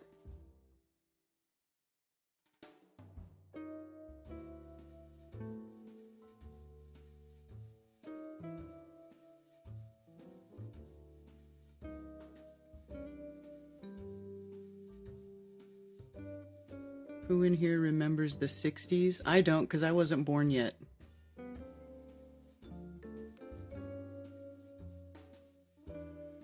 I do not remember the 60s.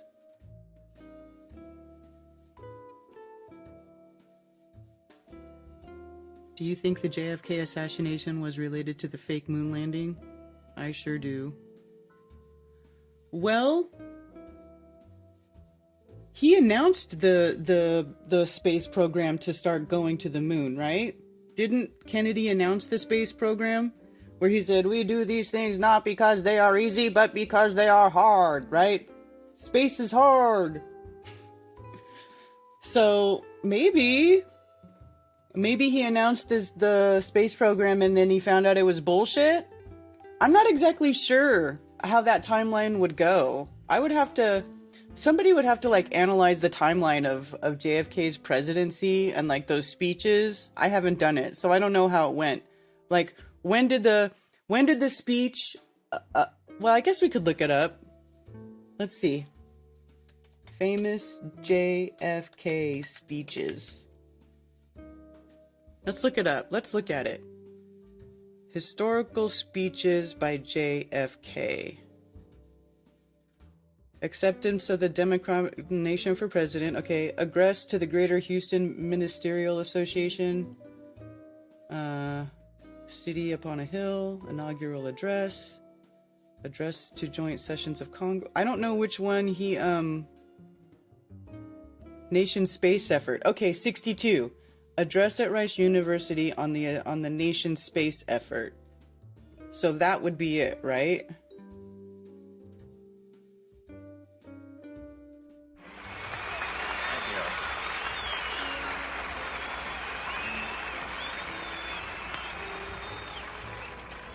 President Kitzer, Mr. Vice President, Governor, Congressman Thomas, Senator Wiley and Congressman Miller, Mr. Webb, Mr. Bell, scientists, distinguished guests, ladies and gentlemen.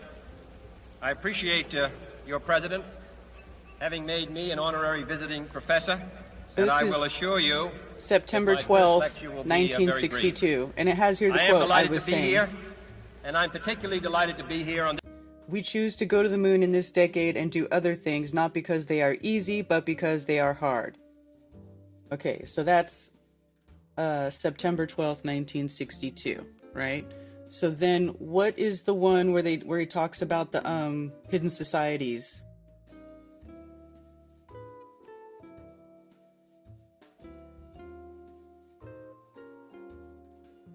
Just before the Irish Parliament. Televised address on nuclear test ban treaty.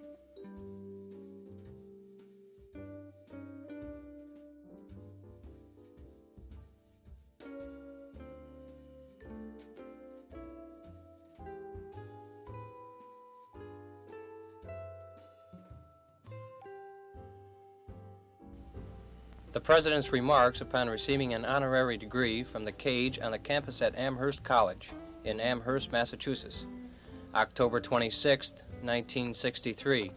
Mr. McCloy, President Plimpton, Mr. McLeish, distinguished guests, ladies and gentlemen.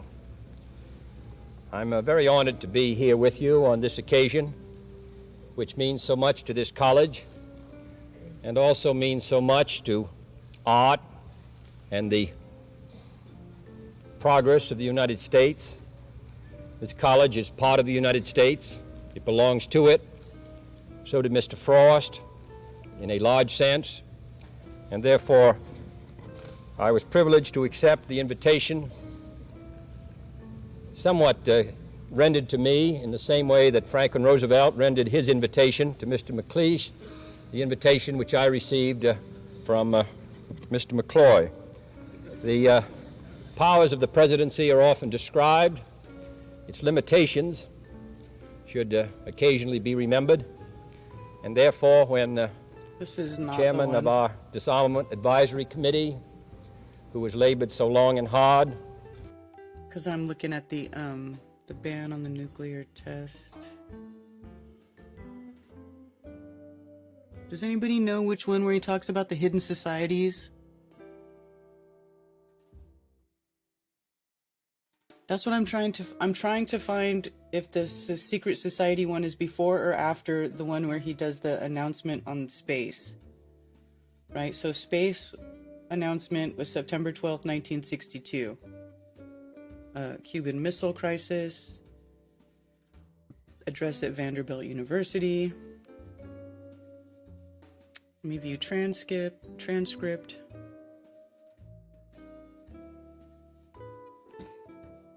Find.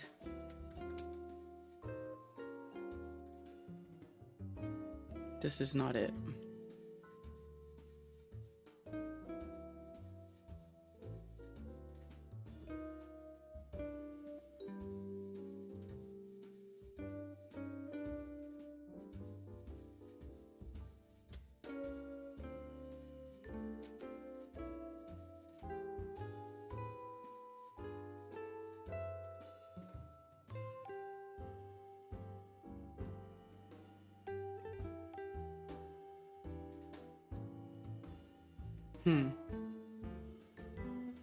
I don't see him talking about secret societies in this one. Is it even listed as one of his most famous speeches?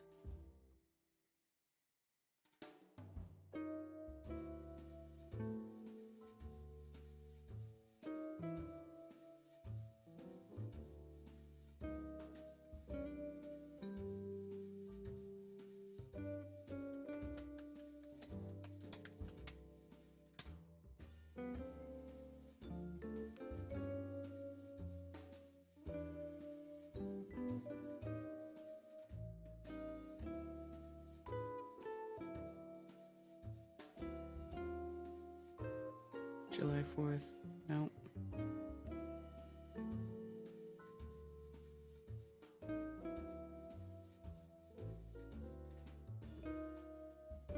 I'm trying to find what speech where he said that. Does anybody know? It's bothering me.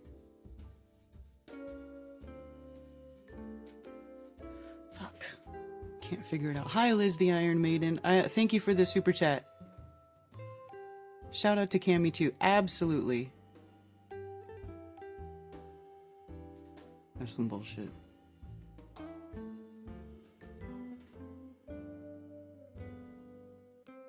I don't think it was the same speech as going to the moon, was it? Let me check. I'll check. View transcript. Because he talks about secret societies, right? So I'm looking for the word secret. It's not coming up.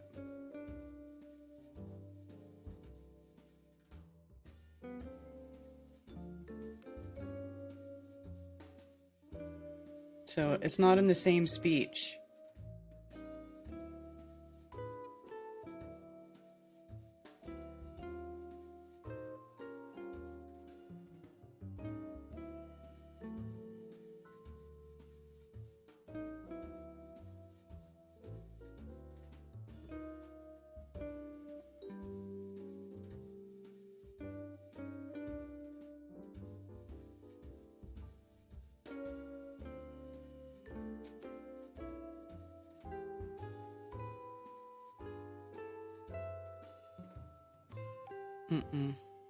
Not this. Nope. Nope, nope, nope. What about the nuclear test ban treaty?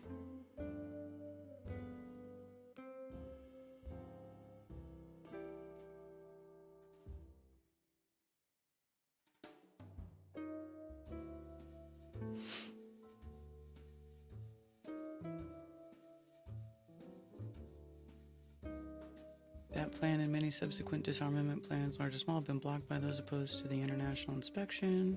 Ban on nuclear test. Da-da-da.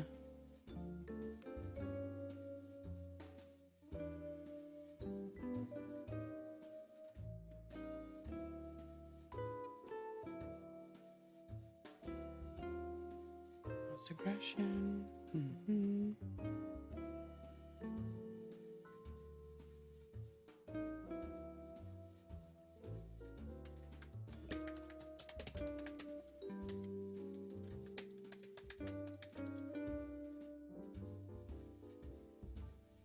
Addresses civil rights.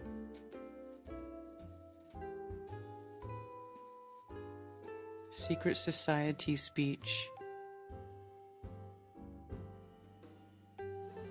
Remarks of the President to the American Newspaper Publishers Association, Waldorf Astoria Hotel, New York City, April 27, 1961. Oh, so then it would be before. Mr. Chairman, ladies and gentlemen, I appreciate very much your generous invitation to be here tonight. You bear heavy responsibilities these days, and the article I read some time ago reminded me of how particularly heavily the burdens of present-day events bear upon your profession. You may remember that in 1851, the New York Herald Tribune, under the sponsorship and publishing of Horace Greeley, employed as its London correspondent an obscure journalist by the name of Karl Marx. It's not in here. We are told that foreign correspondent Marx, stone broke. JFK's memorable speeches on that website, it doesn't include this one. So this one is supposed to be April, so it would fall between here, May and November of 61, because it's April of 61. So this one was left out.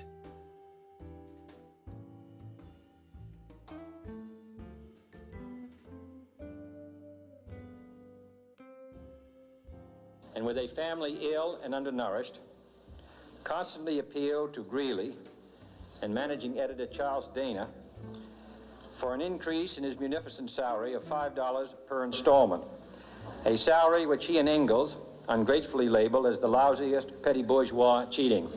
But when all his financial appeals were refused, Marx looked around for other means of livelihood and fame, eventually terminating his relationship with the Tribune and devoting his talents full-time to the cause that would bequeath to the world the seeds of Leninism, Stalinism, revolution, and the Cold War. If only this capitalistic New York newspaper had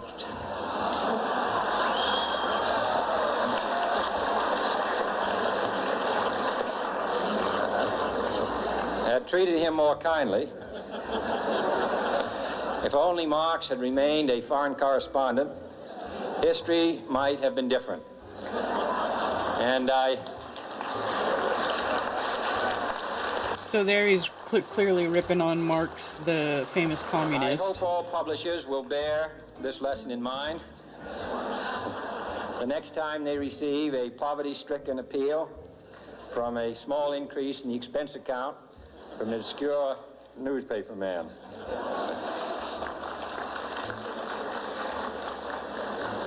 I have selected as the title of my remarks tonight, "The President and the Press." Some may suggest that this would be more naturally worded, "The President versus the Press," but those are not my sentiments tonight. It is true, however, that when a well-known diplomat from another country demanded recently that our State Department repudiate certain newspaper attacks on his colleagues, it was unnecessary for us to reply that this administration was not responsible for the press, for the press had already made it clear that it was not responsible for this administration.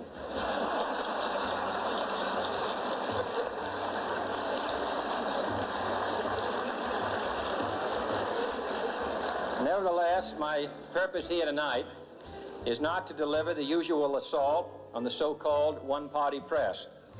On the contrary, in recent months, I have rarely heard any complaints about political bias in the press, except from a few Republicans. Nor is it my purpose tonight to discuss or defend the televising of presidential press conferences. I think it is highly beneficial to have some 20 million Americans regularly sit in on these conferences to observe, if I may say so, the incisive, the intelligent, and the courteous qualities displayed by your Washington correspondents. Nor, finally, are these remarks intended to examine the proper degree of privacy which the press should allow to any president and his family. If, in the last few months, your White House reporters and photographers have been attending church services with regularity, that has surely done them no harm.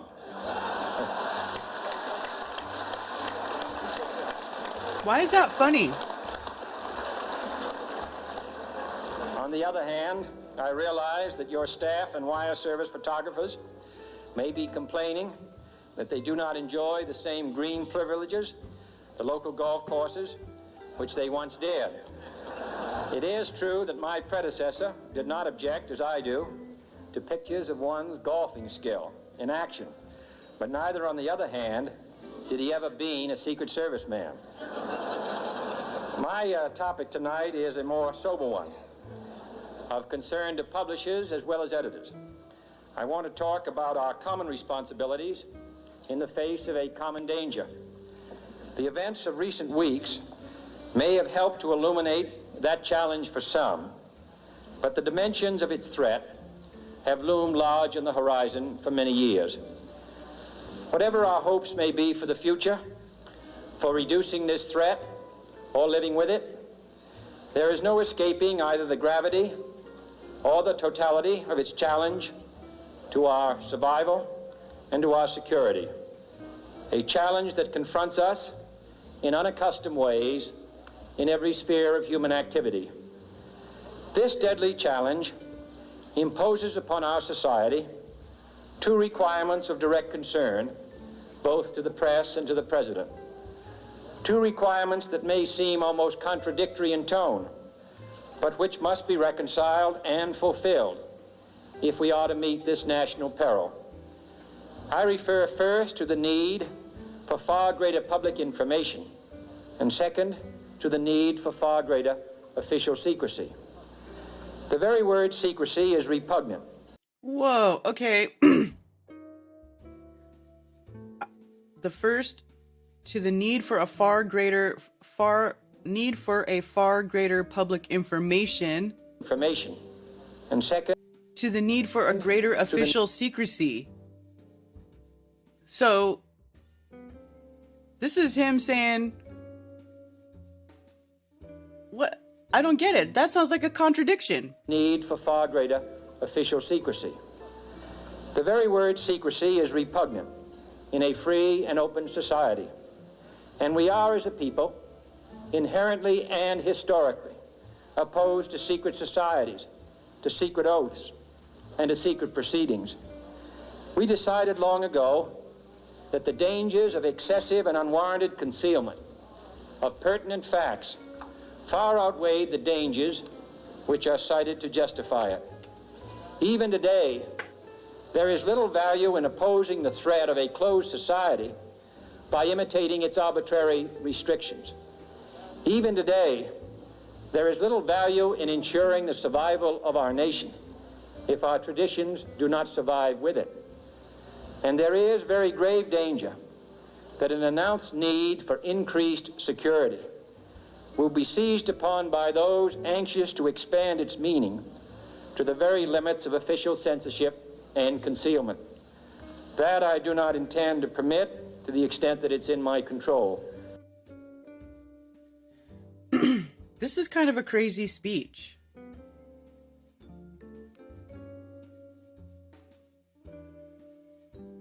Security will be seized upon by those anxious to expand its meaning to the very limits of official censorship. To the very limits of official censorship and concealment. And concealment. That I do not intend to permit to the extent that it's in my control. And no official of my administration, whether his rank is high or low, civilian or military, should interpret my words here tonight as an excuse to censor the news, to stifle dissent, to cover up our mistakes. So he's saying that the government needs secrecy. Oh, but that doesn't mean that you can be secret about doing bad stuff. Or holding back information that people should know, or not allowing people to voice their opposition to what's going on. Or to withhold from the press and the public the facts they deserve to know. But I do ask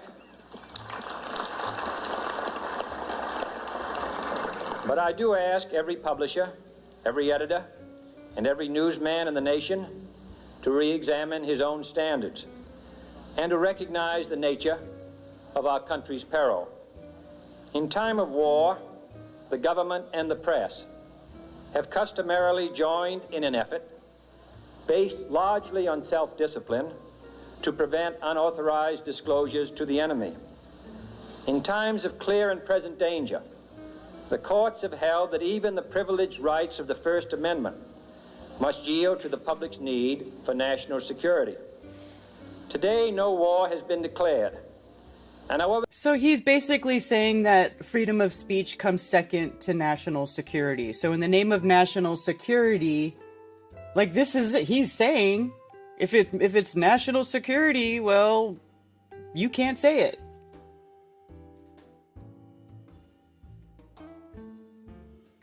However fierce the struggle may be, it may never be declared in the traditional fashion. It may never be declared in the traditional fashion. Oh my God, he was disclosing so much stuff. I have to say I've never listened to this speech with a critical ear before, and now I'm just like, oh shit. Life is under attack.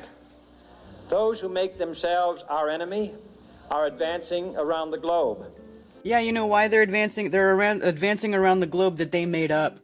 The survival of our friends is in danger, and yet no war has been declared.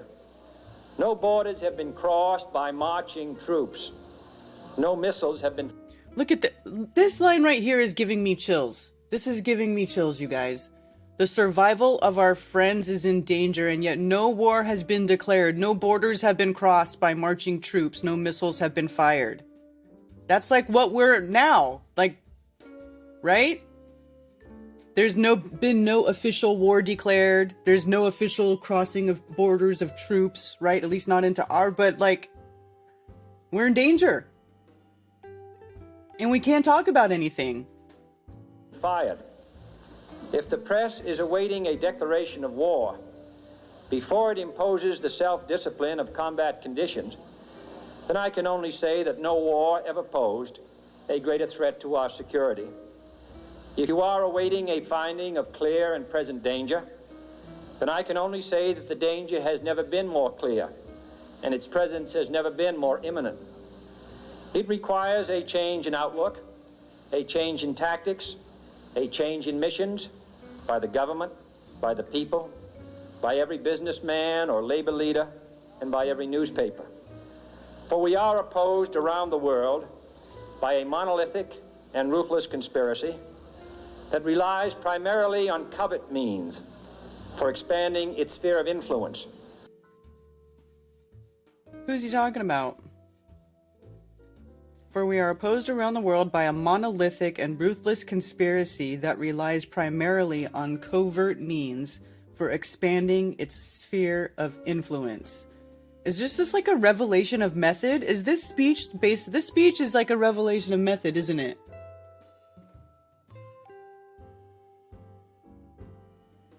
means for expanding its sphere of influence, on infiltration instead of invasion, on subversion instead of elections, on intimidation instead of free choice, on guerrillas by night instead of armies by day.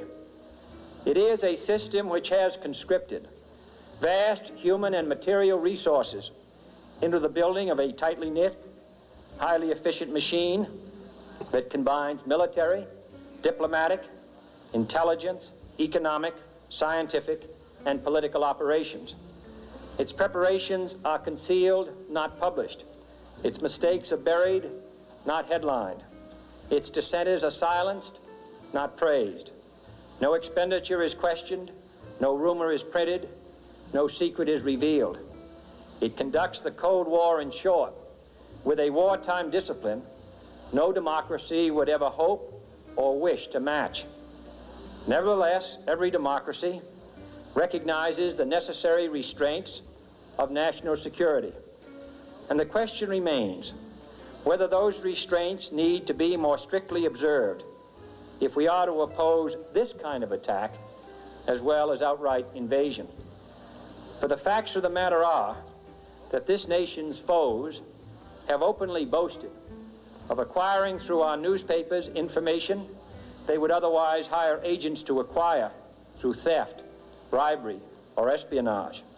That details of this nation's covert preparations to counter the enemy's covert operations have been available to every newspaper reader, friend and foe alike. That the size, the strength, the location, and the nature of our forces and weapons, and our plans and strategy for their use, have all been pinpointed in the press and other news media to a degree sufficient to satisfy any foreign power, and that in at least one case, the publication of details concerning a secret mechanism whereby satellites were followed required its alteration at the expense of considerable time and money. What? The publication of details concerning a secret mechanism whereby satellites were followed required its alteration at the expense of considerable time and money. What?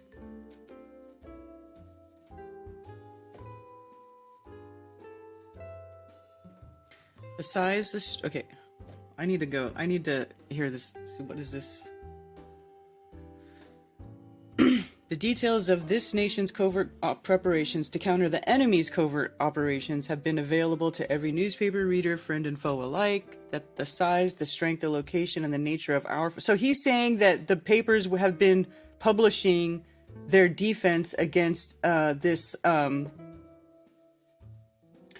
covert conspiracy, monolithic conspiracy. So, wow.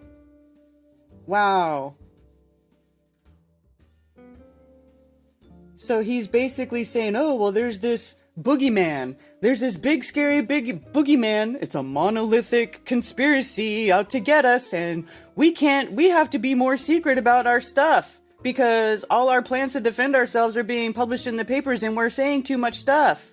That's what this is.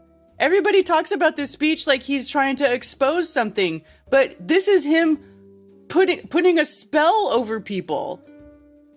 He's basically saying right here, he's like, look, we're gonna have to keep some shit secret because you guys are exposing all our plans against this mystery monolithic conspiracy, right? Holy shit. Foreign power, and that in at least one case, the publication of details concerning a secret mechanism whereby satellites were followed required its alteration at the expense of considerable time and money. The newspapers which printed these stories were loyal, patriotic, responsible, and well-meaning. Had we been engaged in open warfare, they undoubtedly would not have published such items. So he's saying like, that people typically, they only get careful about what they publish when it's actual wartime. But, oh no, we can't just do that during wartime. We have to do it all the time. Because they're gathering intelligence on us. And we're this is such bullshit. In the absence of open warfare, they recognized only the tests of journalism, and not the tests of national security. And my question tonight is whether additional tests should not now be adopted. That question is for you alone to answer. No public official should answer it for you. No governmental plan should impose its restraints against your will.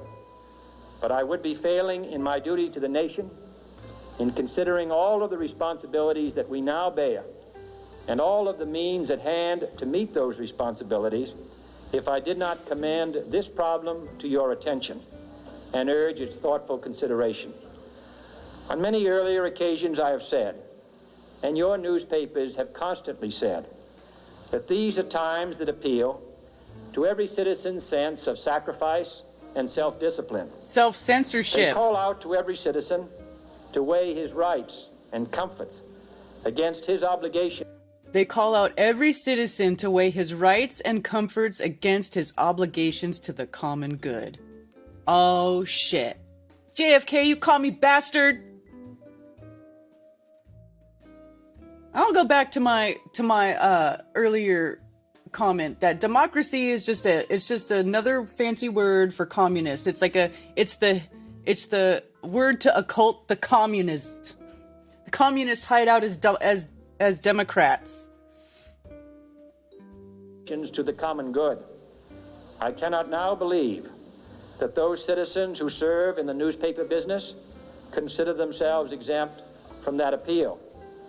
I have no intention of establishing a new Office of War Information to govern the flow of news. I am not suggesting any new forms of censorship or new types of security classifications. Not yet. I have no easy answer to the dilemma that I have posed and would not seek to impose it if I had one. But I am asking the members of the newspaper profession and the industry in this country to re-examine their own responsibilities, to consider the degree and the nature of the present danger, and to heed the duty of self-restraint, which that danger imposes upon us all. Every newspaper now asks itself, with respect to every story, is it news? All I suggest is that you add the question, is it in the interest of national security? And I hope that every group in America, unions and businessmen and public officials at every level, will ask the same question of their endeavors and subject their actions to this same exacting test. And should the press of America consider and recommend the voluntary assumption of specific new steps or machinery, I can assure you that we will cooperate wholeheartedly with those recommendations. Perhaps there will be no recommendation. Assumption of specific new steps or machinery. And should the press of America wholeheartedly stop with those recommendations. Stop! God damn it! Did my keyboard die? Perhaps there will be no. It did. Perhaps there will be no. It's not what I wanted to see. And should the press of America consider and recommend the voluntary assumption of specific new steps or machinery, I can assure you that we will cooperate wholeheartedly with those recommendations. Right. Perhaps there is no answer to the dilemma faced by a free and open society in a cold and secret war. So the Cold War was just another way to impose a sort of censorship. It was like the beginning of censorship. No recommendations. Well, not the very beginning, but no answer to the dilemma. Another step in them ratcheting up a free and open society, the censorship in a cold and secret war. In times of peace, any discussion of this subject and any action that results are both painful and without precedent. But this is a time of peace and peril, which knows no precedent in history. It is the unprecedented nature of this challenge that also gives rise to your second obligation, an obligation which I share, and that is our obligation to inform and alert the American people, to make certain that they possess all the facts that they need and understand them as well, the perils, the prospects, the purposes of our program, and the choices that we face. Huh. Dude, this is so, like, if you read this, if you're reading between the lines, everybody quotes this speech like it's some great reveal, like it was JFK doing some great thing. Now that I'm actually listening to it and reading it, This is some bullshit. Right? Am I the only one? Am I wrong? This is some serious bullshit. How can everybody have been quoting this stuff for so long like this is some... Well, actually, I take it back. Because it is very revealing. To listen to it, what he's actually saying, it's fucked up. This is fucked up. I have to say, I think this is fucked up.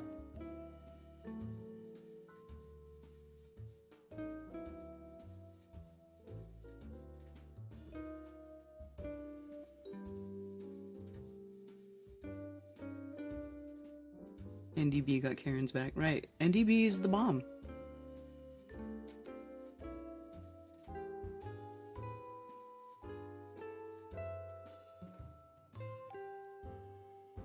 It's so funny when people, they're like, oh, like a caveman. I'm gonna live like a caveman. I'm sorry, but why do you think you have to live like a caveman? That is so ridiculous. It's so dramatic. Oh, I'm gonna be living like a caveman. If there's no government, who's gonna build the roads? Who's gonna protect the children? The same people who are protecting them now, they're fucking parents. Man, so funny. The facts that they need. The and facts, understand them as well. This too, like the facts that they need and understand them. The purposes of our program. Come on, buddy. This is not cool. Purposes of our program. This is a revelation. This is like... No president should fear public scrutiny of his program. For from that scrutiny comes understanding. And from that understanding comes support or opposition. And both are necessary. I am not asking your newspapers to support an administration, but I am asking your help in the tremendous task of informing and alerting the American people. Yeah. For I have complete confidence. So, what was the one, what was,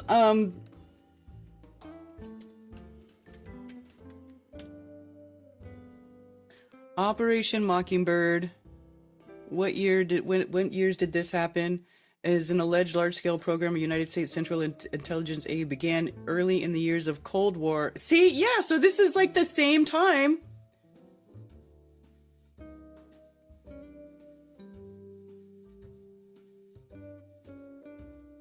American Press at the Central Agency and the Cold War.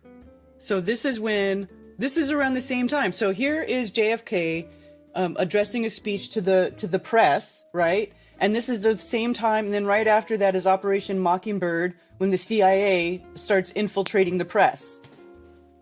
So that was basically JFK telling everybody that you're gonna have to censor yourselves, and we need to make sure people know what we want them to know, and what our program is, and blah blah. We got to control the information. This is the beginning of the control of the information through the press by the government. That's what this is.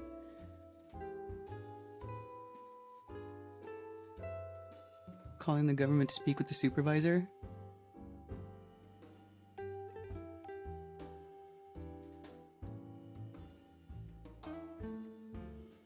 Feed people shit and keep them in the dark.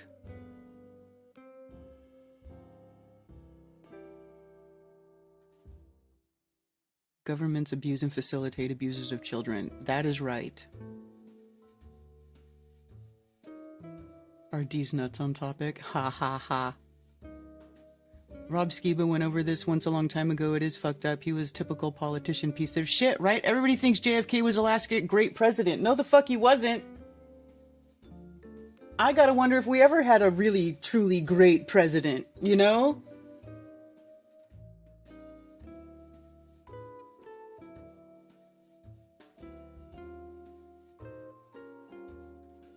And not the trans public school teachers. The children should be protected from them, not sent into their care. Back and you're still alive. Yes, Josh, and we just finished going over the JFK speech and realized that he's a bastard. He's a bastard politician. I mean, like, not that I ever went around saying that JFK was like the last. I never said that shit. But, I mean, you know, everybody thought that maybe he was because he was assassinated. But maybe that's just part of the setup, right? I mean, the manipulation, the mind effing games that they do know no bounds. You know, and a lot of it we're not even going to see until hindsight. Although we all saw what was going on real time beginning March 11th, 2020. Like that entire time from the very beginning, I was like, oh no, I ain't buying none of it. None of it. None of it.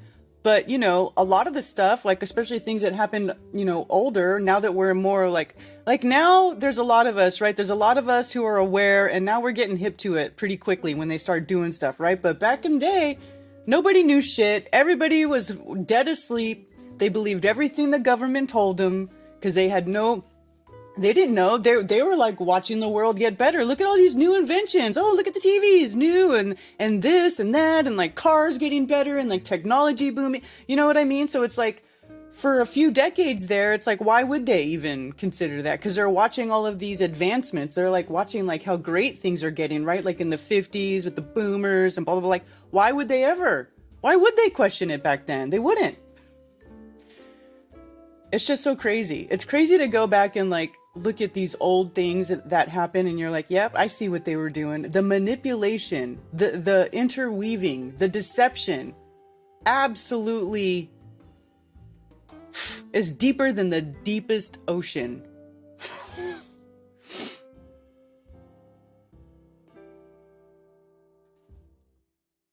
He wasn't even assassinated. Well, you know, but that's the whole thing. To the you know what I mean, in the storyline. The word anarchy has been demonized by those in control. Exactly. They make people think that anarchy is chaos, and it's not. Because they what do? And how did they get people to think that anarchy meant that? They would go and spur up these riots with these bust-in paid rioters who start the fires and burn down cities, and they're like, anarchy! It's anarchy! That's not anarchy. That's chaos. That's crazy. That's infiltration. That's treason. It's not anarchy, though. It's anything but anarchy.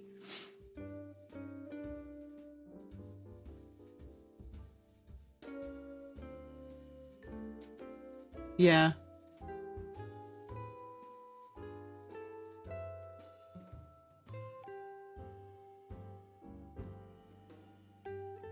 Thank you for calling Coffee Talk. You're on with Karen B. Hello, Queen B. Hey, how's it Can you going, hear me? Law? Yes. Good. I'm driving. I just left Shelly's place. Shelly and Colleen had a Flat Earth meetup in Florida yesterday. Cool. How did it We go? had a group of people. It went well. I sent you pictures. I was wondering if you could put that up on the screen of her and Colleen. You sent me pictures something? Of You texted sorry, it? Yeah, I texted you earlier. Okay. I haven't looked at my phone since I've been online. Here, Yeah, let I me check. figured. No worries. Okay, I Yeah, got I it. just want to shout out Shelly and Colleen for holding the meetup. They did great. And the meetup, Shelly has really gone out of her way to organize and get people there. We had a couple of very new flat earthers show up, never been to a meetup. They lived, one came from Orlando, drove 2 hours to come to the meetup, and another one came from 5 minutes down the road. Oh, wow. It was her and her, yeah, it's her and her husband was supposed to be there, but something came up. Her husband couldn't make it, so she showed up. And the other one from Orlando, her husband's a Globy, and he just, he doesn't want to hear it, but at least she made the effort by herself. He didn't. She was supposed he didn't to bring come with another her. He wasn't there. Say again? Her Globy husband wasn't there. Oh no. No, he does not. He doesn't care if she goes, but he does not want any part of us, you know. But she was supposed to bring another flat earther, but something came up there too. So she came out by herself, hung out with us, and then went to Shelly's house last night, hung out for a couple hours, and made the trip back. But I just want to shout out to those two people. Corrine, and Kate. Kate was the other one. Not sure if they listen to your show, but I'm pretty sure we'll get that to them. But I just wanted to say a shout out to Shelly Aller, my sister from another mister. She goes out of her way to put these meetups together, and people are starting to show. It's good to see, Karen. It's really good to see. But one thing that I really like seeing from her with the meetups, you and I have gone to meetups everywhere, and she has started to put in. She'll go over things, about the meetup, the dates and times in the beginning. It has become like a hands-on. Like yesterday, she had someone who brought up a little information about ham radio, like what to do in case all systems went down, all communications went down, and the only way you can communicate is with ham radio, and things of that nature, and survival stuff. We talked about that. Mm-hmm. It wasn't just people going off into little cliques and talking one-on-one. In the beginning, she got everyone there, and it was like a one-person talk, presented a little bit, and just about one topic or another topic. Mm-hmm. It wasn't just, hey, how are you doing? Okay, here's food. Her and Colleen made a big spread, and other people brought food, potluck. But they sat, they talked, and it was a great time. It was a great time. I also met a mother and daughter, Belinda and her daughter Jamil. I was Jamil gonna is say, 17 years old. I look over here. I was just looking at that lady, and it looked like a lady and her daughter on the far left there. I'm like, oh, this looks like a woman and her daughter. That's cool. Yes, Karen. And you know what, Karen? I caught up your show late, because I was saying goodbye to everyone. And you're talking about this guy, JFK. And all my life, people have told me as well, like, we've never had a president since JFK. And even at the ripe old age of 12 or 13, I couldn't disagree anymore. I mean, I'm like, you're full of shit if you believe that guy was a president or anything other than a puppet. Even then, I knew that it was all a facade. Yeah. And I have problems with. Well, I don't want to offend anyone in our group. Okay. Mm-hmm. We have a lot of division, and I would like to one day address it amongst everyone. I don't understand how we can call ourselves truthers, but yet, when someone brings up another idea, it's ludicrous to us.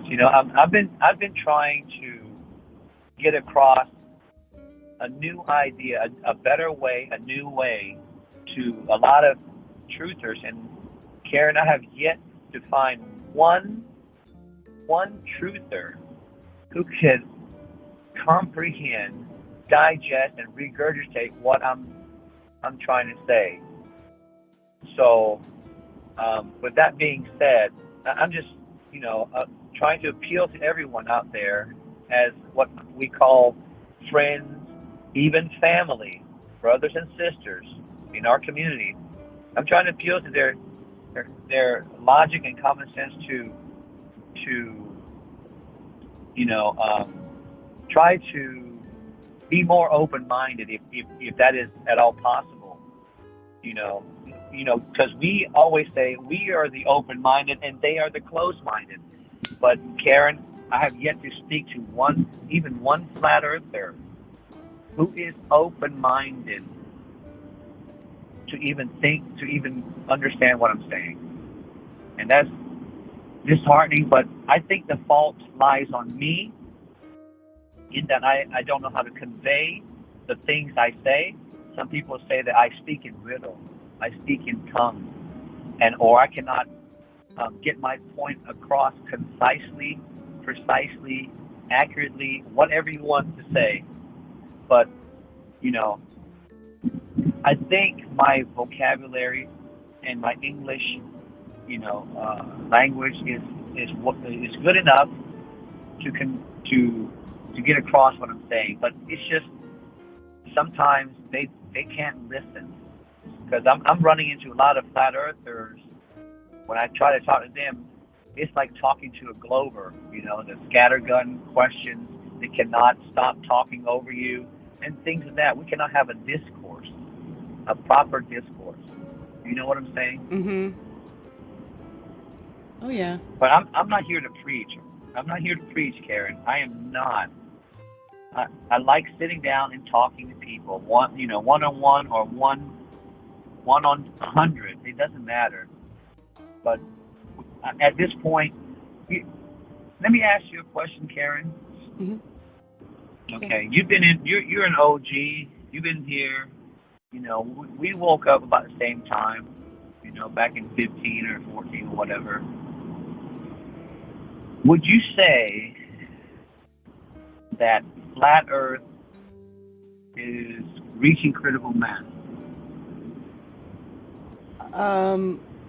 I would say, yeah, or it's either really close to it. It's pretty close.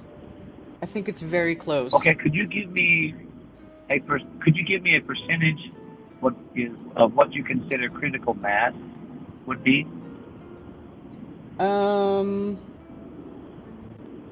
Between 1 and 100, okay? Yeah, yeah. I should be more well, precise.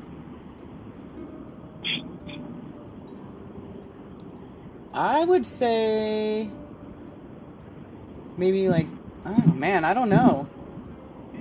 I don't even know. Now that I'm trying to actually put numbers on it, I'm like, wow, I don't know. What would be considered critical mass? Because if you look at some stuff, it'll say that like just changing the mind of 3% of a population is considered critical mass. And if 3% is the number, then I definitely think we're there already.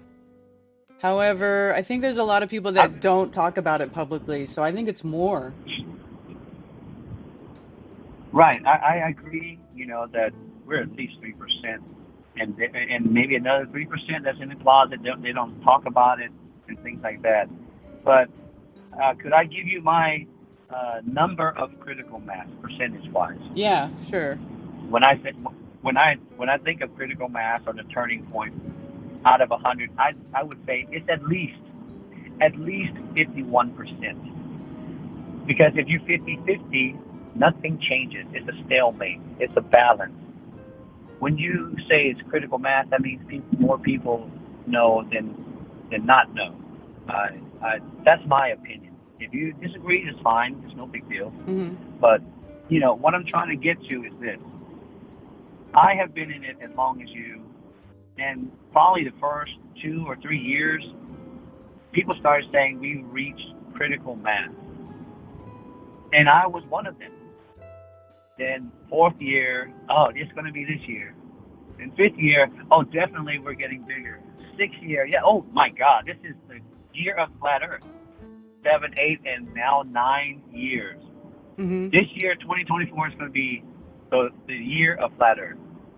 You know, we're kicking the can down the road, just like these astronauts and going back to the moon.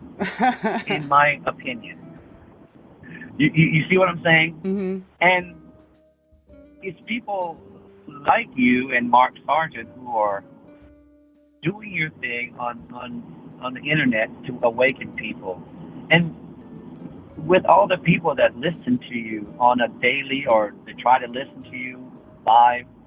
They love you because you're doing something. Now, that being said, you know, the people who are out there that know it and they never try to, you know, come out to meet others, to get an idea. Because to me, I feel like we're 6%, and that's not critical mass at all.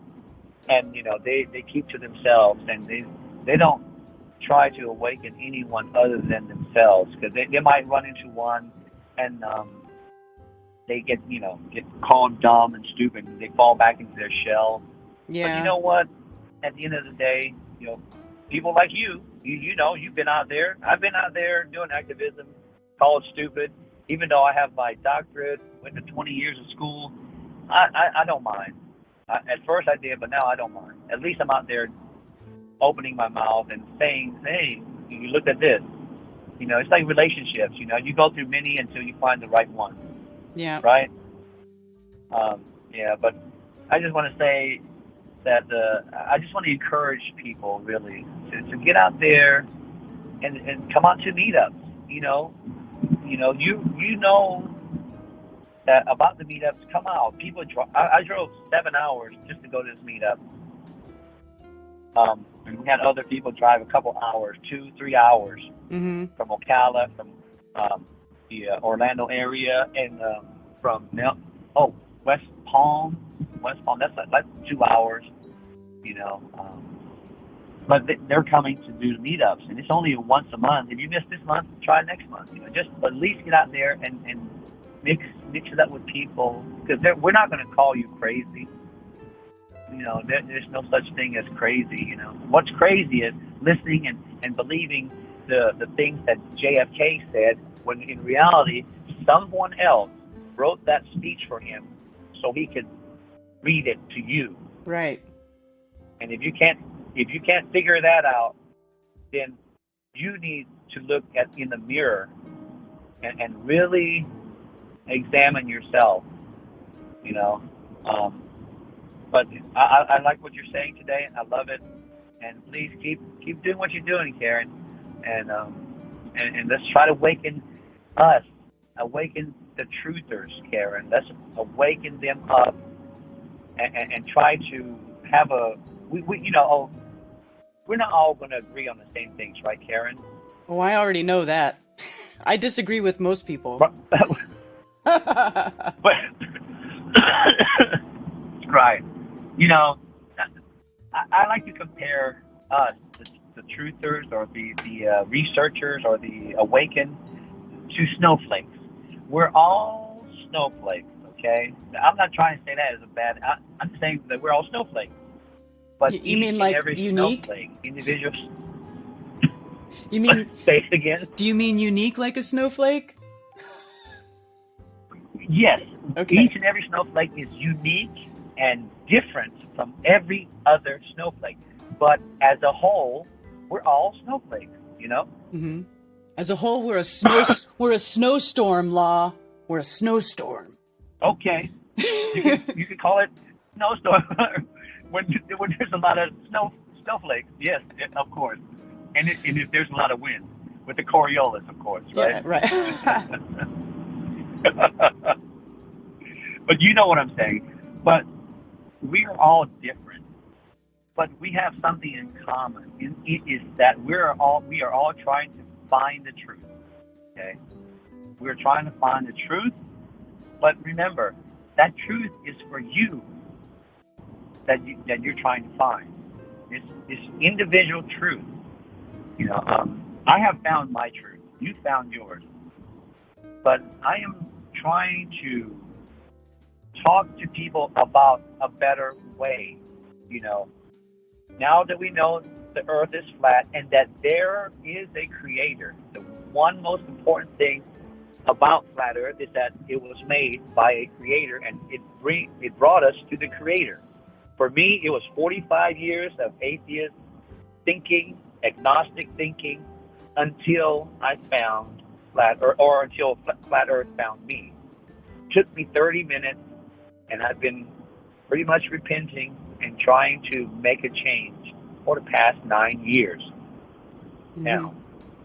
Now, I just wanted to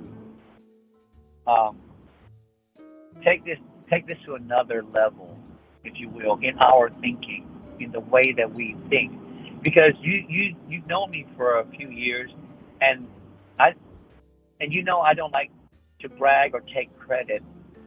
And you will see I'm not even in a picture. I think maybe one picture someone else took, I might be in it, but I'm never in a picture. I don't want any credit. I just want to help, and maybe one day someone will will see what I'm trying to do is that we can all do those things, one person at a time, and make it better. We can all change and open our minds to another level of thinking.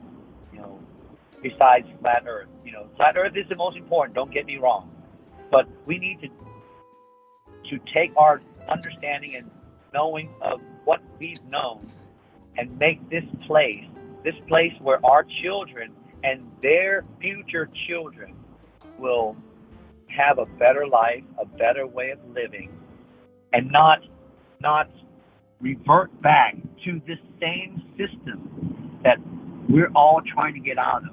Okay? You know, this system of doing the same old thing, this system that kills people, stresses people out, makes them feel worthless and not unique. And the system that takes us away and divides us by not only skin color, money status, and also societal connections. They're making us go off grid. They're making us hit the camping life, the van life, the trailer life, whatever. But there is a better way, and I would like to talk to those who are out there who can kind of grasp about the things I'm talking about just vaguely right now, but I want to pick some minds. So if you guys, whoever are listening out there, that are interested in a better way, in a way that you've never even thought about, it's a very simple way, you know, and with all things that are so simple, we as adults who have grown up and experienced many things, and our slate has been graffitied and written on with permanent marker and paint that we cannot easily erase so that others can write on it. Our slate is full.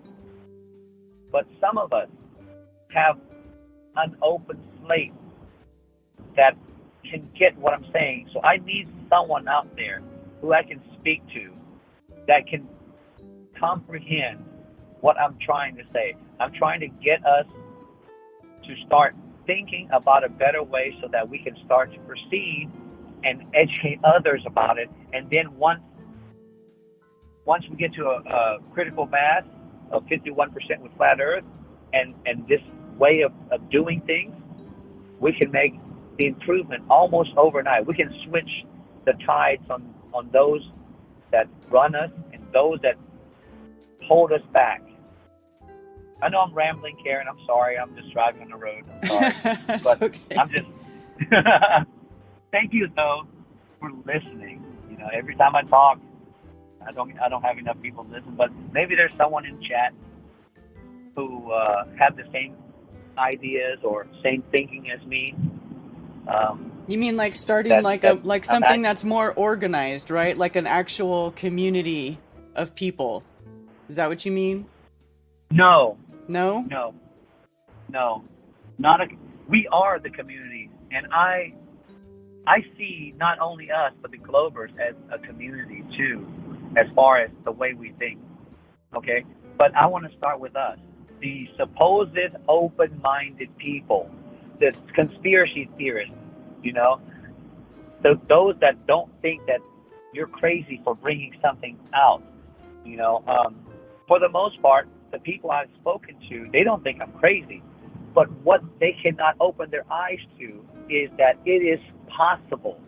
It is possible and doable right now.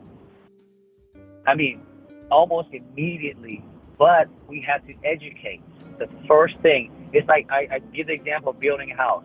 You don't build a house by throwing the walls up first and throwing the roof on top. No, you go to the bottom and you dig out the foundation. You lay the foundation, you put the subflooring, you know, then you put the walls, the frame the walls, and then you put the truss for the roof, and then you put shingles on, and then you enclose the wall.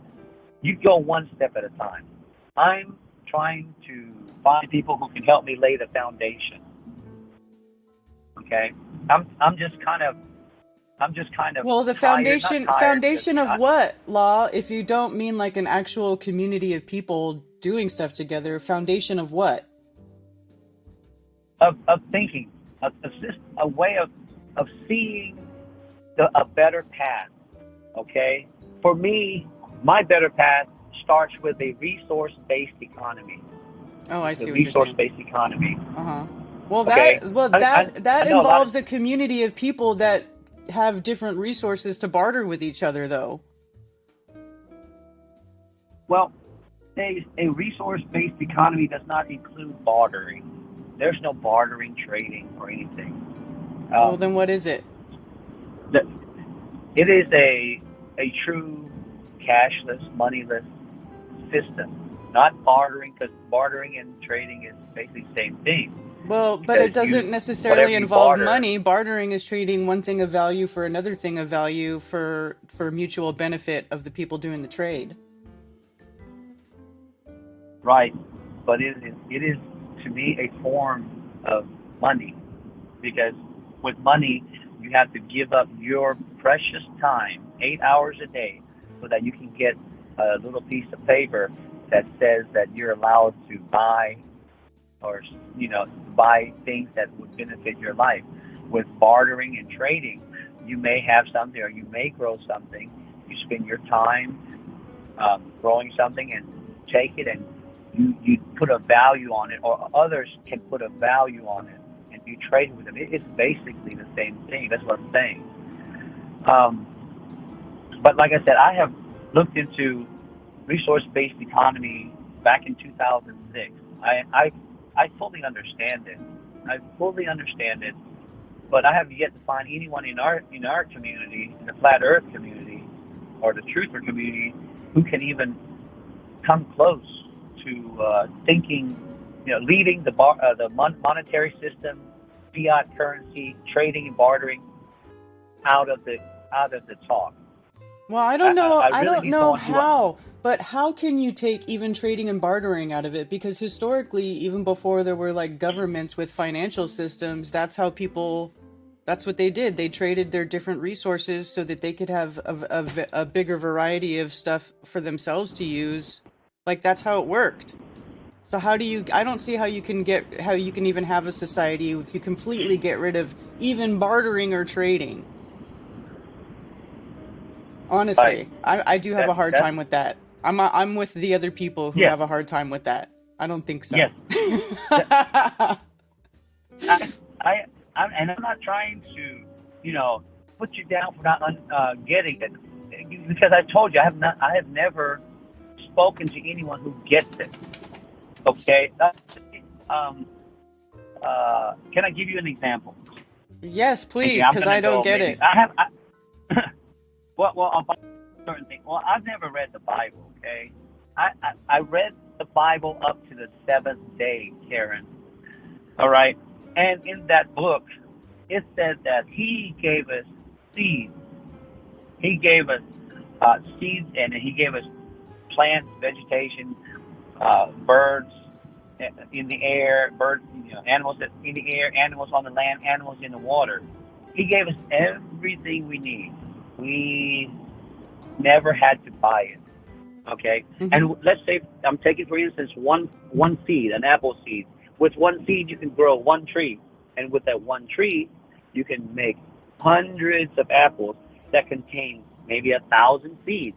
So from one tree, you can make 1,000 trees, and from those seeds, you can grow even more, and thus you feed more. And right now, what we have already, it is enough for everyone.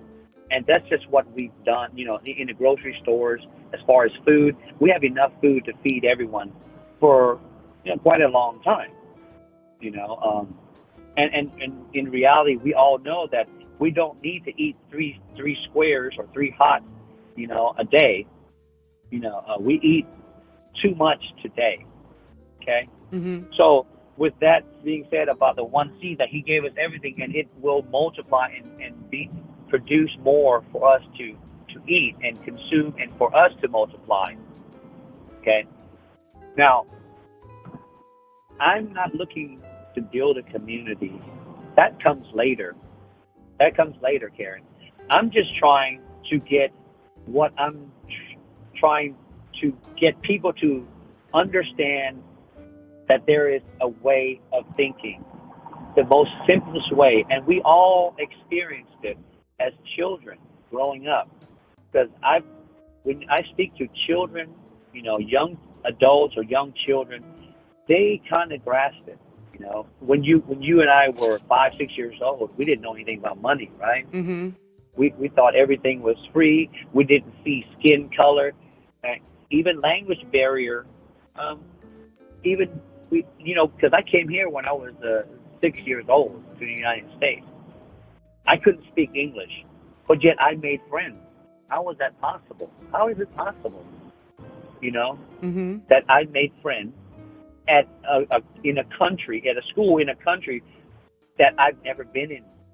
I just came here, But we never saw any of that. I never saw color. I only wanted to have fun, But again, that goes off on a tangent. But I'm just looking for someone I can talk to, so that they can give me an idea as to how I can better convey what I'm just saying, what I just brought up to people like you, to better understand, because like your answer was exactly the exact same answer as everyone else, Karen. But you know me, Karen. I do things, I do many things, and I'm not good at one thing. I just try. I have a love and interest for doing many things. Okay, and I just want to help this world and make this world a better place. Now, if there's anyone out there want to listen and do the same thing, hit me up. Hit me up. Okay. All right, Law. But I don't want. Yeah. Thanks for listening, though. I appreciate it. This is the longest I've ever been on a phone call with you. Yeah. That's cool. Yeah, but shout out to everyone in chat, and shout out to Colleen and Shelly for throwing the meetup in Florida. Anyone in the Florida area, hey, come down to one of Shelly's meetups. She's great. She's one of the best hosts. Yeah. She's the hostess with the mostest. My sister from another mister. Just like you, Karen. You're the same. Love you guys all.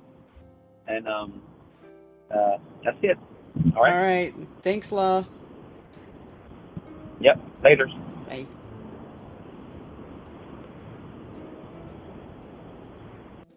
All right. Thank you for calling Coffee Talk. You're on with Karen B. Hi, Miss Karen. How are you this morning?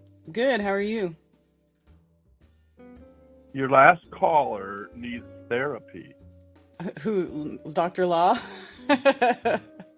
Yeah, Dr. Law needs therapy, and I'll say in a couple of ways. Number one, he needs to think in terms of starting a community, because if you don't have an actual stage on which to have the drama of your idealism, what would be the point whatsoever? So he needs to think in terms of having a community. Yeah. Correct? Mm-hmm. Yeah, otherwise he's just living in a float land of a cloud, just floating along, having happy thoughts. Well, I love Dr. Law. He's a good friend of mine, but I have to say I don't see his vision. I'll have to talk to him about it further at a later date. Because for me, it's like, how do you take bartering or even trading completely out of it when you're dealing, with like any sort of society? Because everybody's got their own special talents. Everybody's got their thing that they're good at, and not everything is the same, and not everybody can, you know what I mean? It seems like then you're making each household like independent in and of itself, and like they're supposed to make their own food and do their own thing and do everything themselves, and Okay, so you have an apple tree and you make more apple trees, so what? You just eat apples for the rest of your life and you're never going to take your apples and you're not going to go to your neighbor and trade maybe some oranges for some apples so you can have a little bit of variety? Like that, I just don't see how you could ever get rid of that. It just doesn't, yeah, I have a hard time with that. Exactly. And I think that our dear friend would be a lot more happy if he got a lot more specific in what he really wanted, which what he really wants is to be next door to people who are like-minded and want to have this utopian, and there's nothing wrong with that. If we're dreaming, we might as well dream of utopia. Why would we dream of halfway, right? So if you want this utopia, you're all going to still have to eat and drink and either be married or not married, but you're going to have to eat and drink. Otherwise, be just laying there as a pile of flesh dead, right? Bury that person. He's not eating or drinking. So we're still going to have to do the life functions, right? And we're going to have to work together, and that's what it's all about. And the truth community is saying we're sick and tired of having this special elite group that's running the whole show, telling us a bunch of lies, and we're sick and tired of it. So us truthers want to get together and have a community in which there's truth and righteousness and getting along and not having to be the top dog and take everybody's resources. So you're going to have a big house on the hill while everybody serves you from a little scrap tent at the bottom of the valley, right? Mm-hmm. So our friend just needs to think in terms of actually wanting and having a community, because idealism is cheap. That's cheap. Just sit there and call it Karen B and talk about flowers and fun times that'll never happen if you don't actually do something. True or not? I mean, yeah. So that said, let's start a community. I got 75 acres and we can start there, and it's in Texas, and I can tell you where, and we can just start right there. Really? That's cool. 75 acres. That's a lot of space. That's a lot of acres. Yeah, we could do a lot on 75 acres. Super.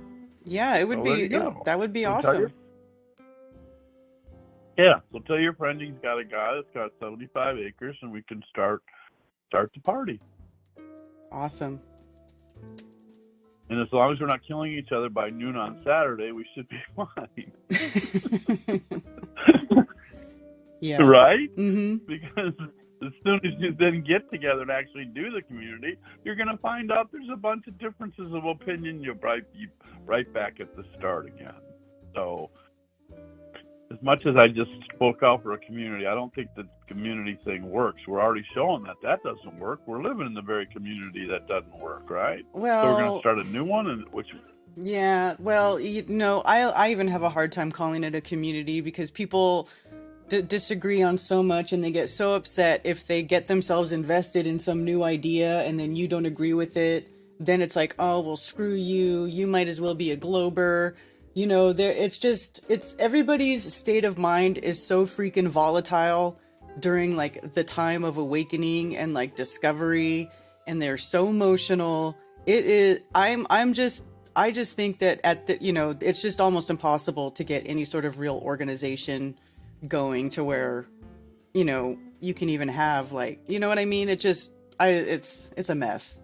Yeah. So I think we're better off just getting together on Mondays and Tuesday evenings and spit in the wind a little bit and enjoy the return spittle on ourselves. Just kind of enjoy our ability to sit on a perch and look at the whole situation and make suggestions of idealism that'll never happen anyway. Yeah. It's so pessimistic. It sounds almost nihilistic. It's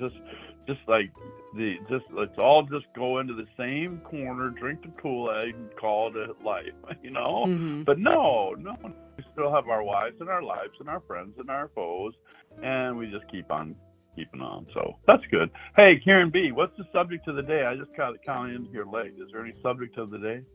Not particularly today. I did go over the JFK speech where he talks about secret societies and realized what it was all about, because it was the first time I actually listened to it from beginning to end and read it and listened to it beyond that one little cherry-picked quote. And I decided that JFK was a communist. Oh, okay. You decided JFK was a communist? Yes. Oh, you're right. He was a communist. Okay, cool. Right on. And the problem with JFK is you don't betray your friends midstream like he did. See, nobody's president ain't supposed to be. So we know that he was friends with whomever until he pissed him off severely and ended up, in Dealey Paz being on a 33rd parallel sacrifice thing. That didn't work out too well for him. So, but everybody loved JFK because his wife wore such pretty dresses. Yeah. Politics are. And who doesn't like a president's wife with pretty dresses? Yeah. Right. I mean, they're about to put in Michael just because he used to wear pretty dresses. I mean, that guy. But anyway, so pretty dresses help even if you're a guy wearing them. Mm-hmm. Which we don't really know for sure. It could be. I don't know. It's a little out there. I've never really embraced that. Well, looking for bulges and stuff in girls' dress has always been a little silly to me. Yeah, I'm not big on the transvestigation thing, but I feel pretty confident that Big Mike is a dude.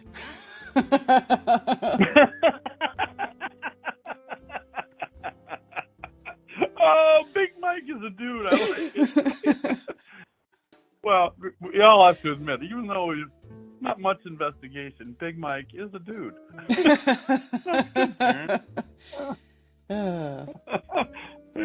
Very good. Well, what time does your program usually end? I don't really have an official end time, but I'll probably wrap it up close to 1 o'clock. I usually don't go much beyond 1 o'clock. Oh, okay. And you're in Eastern time? Mm-hmm. I see. Because I'm over here in Central time, and I've been meaning to just jump on your show some Monday morning, but I usually sleep until noon, so that usually doesn't work out. Yeah. Yeah. Just start it at noon. That way, just one of your listeners would be able to listen more. Yeah. Anyway, very. Yeah, absent no talk, other subject of the day, I suppose I'll just blow it away. Again, yesterday I did not go to church at any one of our fine establishments of religion in the greater Houston area. I decided to forego the nonsense for one morning. I usually like to go and listen in on some Sunday school class where they're talking about a wonderful miracle of healing at the Sunday school hour. And then they just raise my hand. They don't even know I'm Adam. I just showed up, and I'm that guy in the back that everybody's looking at going, who's the guy with the longer hair and the long beard, and what's he doing here? But I'm quiet, and then I finally raise my hand, and I say, why doesn't Jesus forgive everybody? And then they look at you and go, what do you mean Jesus doesn't forgive everybody? And then you just say, well, I've heard that Jesus said that we're supposed to love and forgive our neighbors. But then I asked Jesus what he's going to do with his enemy, and he said he's going to burn them forever. Huh. Then they all get real quiet when I say that. They always get real quiet. They don't know what to say. None of them's ever have an answer why Jesus is going to burn some people forever. Because he's supposed to be forgiving. It doesn't make any sense, does it? No. If he's forgiving, how is somebody being burned forever? You know what I'm saying? Yeah. Yeah. No. So anyway, I didn't do that yesterday. I'll do that next Sunday.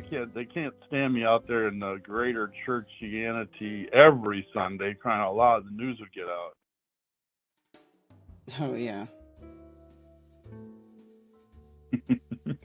Now, do you still do your Bible study, Karen B? Yes, I do. What day is that? Saturday at 11:11. Oh. I tuned in one time, and I like that fella that you got there. Yeah. Is it still the same guy helping out with that? Yep. It's me and Jack. There's a playlist on my channel. I try to add all those streams to the playlist, so. Yeah, I'll try to check it out. Plus, my last born is Jack. I got 8 kids, and my last one is Jack. So there you go. Nice. I like the name Jack. Awesome. So, come and listen to you and Jack on it. Did you say that was a Friday? Saturday. That's a Saturday. What time? 11:11. Oh, okay. Well, that fits my schedule a little better. Eastern time, I assume. Yes. Yeah. So it'd be probably 1:11. No. Yeah. No. Yeah. No. It'd be 12:11. earlier for you. It'd be earlier. So it'd be like 9:11 or 10:11, because you're earlier. Or no, you're later. Fuck, I hate time zones. I get so confused. Yeah. No, I'm earlier. You're later. Yeah. Right. I'm late. I'm earlier. No, I'm earlier. Like if it's 11 o'clock, right now it's 12:30, right, for you? No, it's 12:44. Okay, 12:44. Here it's 11:44, so I'm earlier. You're later. Yes. So the sun got to you before it got to me. Yes. So. Right? Yeah. So So for you, it would be 10:11 on Saturday. Which is not too bad. It's better than like this. Well, this program doesn't start till what time on Mondays? 9:30 a.m. Eastern. You start at 9. Yeah. Oh, Eastern, which is. Oh, I'm always so confused. It doesn't matter how many times I go through it too. I'm the same way. I don't know what that is. It really shouldn't be that hard, but nevertheless, I always would tune in properly for the football games on Friday. So that'll be good. And who can get the Super Bowl wrong? Because everybody watches the Super Bowl, correct? Well, I don't know. I don't watch it. Really? How can you call yourself an American, Karen B, and not watch the Super Bowl? Well, very easily. I don't watch. I don't. I just don't. I just don't, and I'm still an American. So there. Have you been an American all your life, Karen B? I guess so. Well, it's something that person would generally know. So either you know that you've been an American all your life, or you know you haven't been an American all your life. Okay, this is a weird conversation. I'm sorry. I'm so sorry. All right. All right. Hey, so if I let you go, do we have someone else waiting for us? I do have another caller waiting. Yes, I have one more caller. Yeah, let's listen to that person. Okay. Yeah, let's listen to that fine person. Have a great day, Karen B. All right, you too. All right, bye-bye. Bye. Thank you for calling Coffee Talk. You're on with Karen B. Hey, Karen. It's Jesse from Hingham. How's it going? Hey, Jesse. Good. How are you? Pretty good. Just chilling here home in Tulsa, Oklahoma. Let's see. We got a meetup for anyone who's in this area listening. It's going to be February 10th, 6 to 9 p.m. at Red Rock Canyon Grill. It's 1820 Legacy Park Drive, Norman, Oklahoma. It's about 25 minutes from downtown Oklahoma City. Please RSVP. Just simply give me a call, 781-857-9175, or email me at 300kmileprius@gmail.com. I have a Nikon P1000 there as usual, and with any luck, you might get to meet Master Gunner Brian Burton, but you will have to figure out who he is. All right. Awesome. Whenever my website gets back up, maybe I can post it. My website's down right now. I don't know what's going on with it. Well, no problem. It's broke. Let's see. Also, saying a little different. Noticed a Facebook meme. Someone's talking about claiming there's 600 trucks or so, tractor-trailer trucks going underground daily, supplying food and God knows what else to whatever is down there. What are your thoughts about that? Do you think they're actually elitists living underground, or that's just people spewing out nonsense? What are your thoughts? I don't know. I never saw anybody. Is there any video or anything? They're on the trucks crew going underground. I don't know. I never saw anything going underground. Oh, is this it? I think it was, let's see. Oh, no, this is video of KY posted it. Yeah, I don't know. I mean, that to me sounds like that whole thing really has the same vibe as like, oh, there's children being rescued in the tunnels and they're gonna come out in Central Park or whatever. You know what I remember that whole thing? Like, Oh yeah, right. it just really sounds like BS. But I don't know. So I can say this. So I actually do know a Flat Earth State Trooper in Rhode Island. I met her at one of her meetups, actually, and then she came to several of mine back when I was still in Massachusetts. And anyway, we initially started talking, and then finally she told me what she actually does and showed me her badge and everything. She said something interesting. She was involved with a police escort to the governor of Rhode Island. I guess they were going up to meet with the governor of Massachusetts and deal with some stuff, whatever. And apparently there was some traffic. Boston has a lot of traffic. I don't know if you've ever been up there or not. But anyway, apparently they got off the freeway early and went through some gate or whatever and went underground for a little while and came back out. And it was, some, non-public access road, whatever. They went through a guard shack and another gate, who knows. So she claims there was some sort of road, underground and got them out of the traffic. It was just, official use only. But I mean, who knows? And again, that's not, a road, long enough to be, delivering supplies or anything. That's just, a way for, officials to avoid traffic,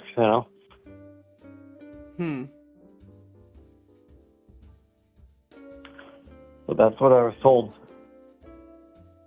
But yeah, I've heard claims like that, and supposedly, maybe at least a few years ago, I think I remember watching a YouTube video of some trucker being interviewed or whatnot. But I mean, people say a lot of things.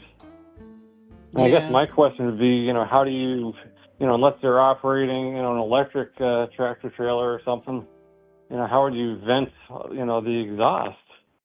If you're just, I guess depending on how many rigs would actually be going under there. I mean. Yeah, well, that's a good question. You think that, I don't know. Well, that, and you'd think if they really built these things, wouldn't someone have witnessed them? I mean, don't they have to excavate the dirt somewhere, Wouldn't someone have noticed something? Yeah. Right. Yeah, I don't know. Yeah. And then people claim there are tunnels connecting, military bases as well. I've heard that theory too. So, who knows? Yeah, I don't know. I think people give the government too much credit sometimes. Yeah, I mean, that could be. But then again, I mean, I would agree, that they do have technology, greater than, the average civilian does. Oh, of course. I think a lot of people would say that. Of course. But I don't necessarily think... Not in the Sioux community. Yeah, but I don't necessarily think there's, like, an entire secondary, like, civilization under the ground of us. Right. I mean, there were even people who commented under that thread that claim that the giants are still living under there. I mean, yeah, I don't know.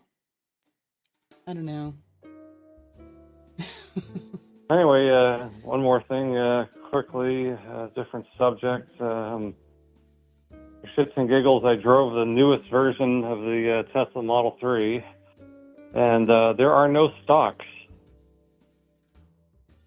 So if you want to signal your intentions to make a left turn or a right turn, you push a button on the steering wheel.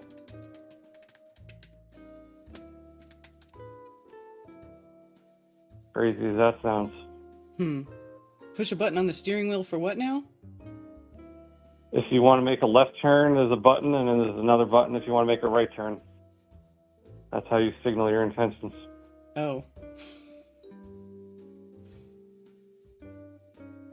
What are they going to do next? Are they going to look at your face and, if you want to make a left turn, you turn your face to the right, turn your eyes to or turn your eyes to the right, or turn your eyes to the left, depending on which way you want to go. Mm-hmm. Is that what's going to be next? Yeah.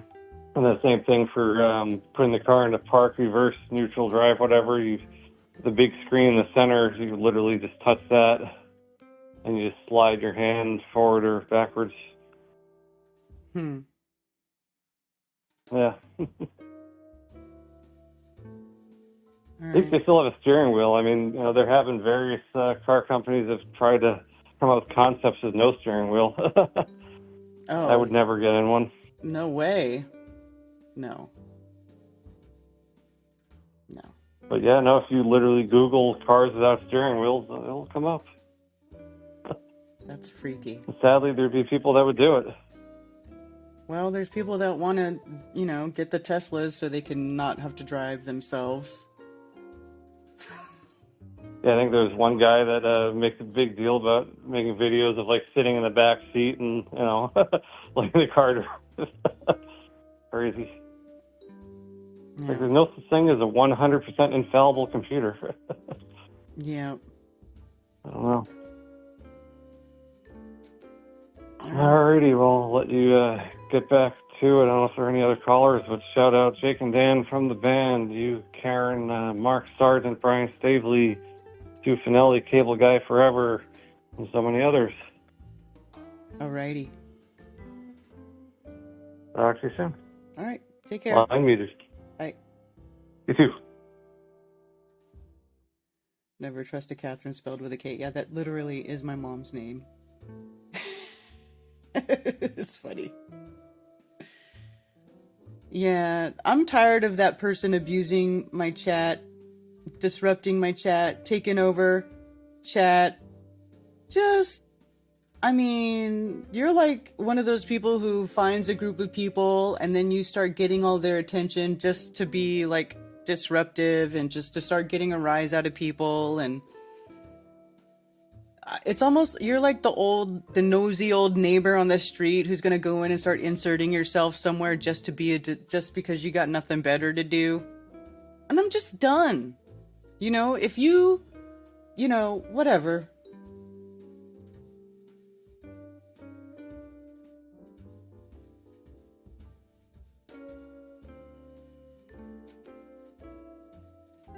I propose the Flat Earth app is suspicious for locating people.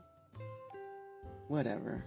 If you have a cell phone, if you have a smartphone that can load that app, you've been located. You're located. There's no hiding your location. So just know that, okay? Learn how technology works. Hey, Richard B.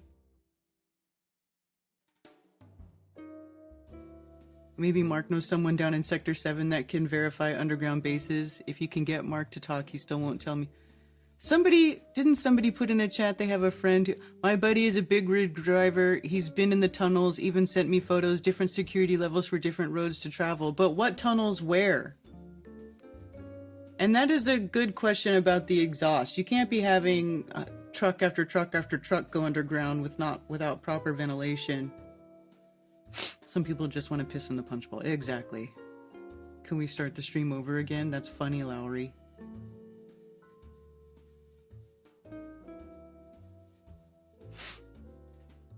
I'm just done.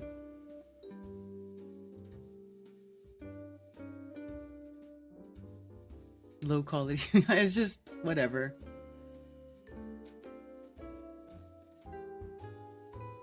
So many tunnels in Missouri. But are they secret tunnels, or is it just tunnels that are going through mountains? There's word about an entrance in Kansas City salt mines. Okay. Western Wyoming. I want to... Ben.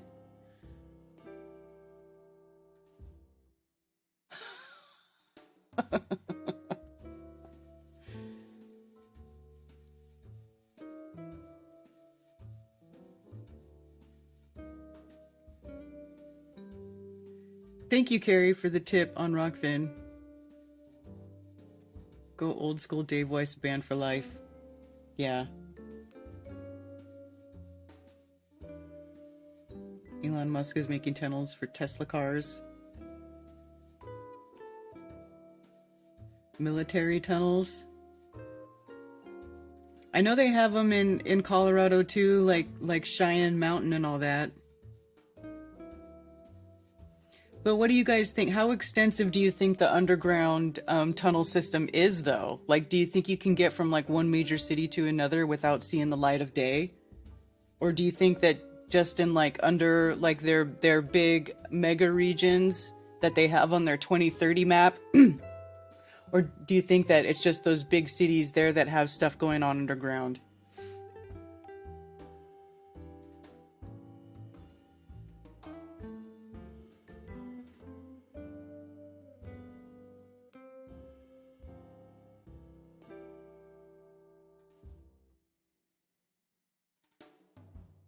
You guys are hilarious.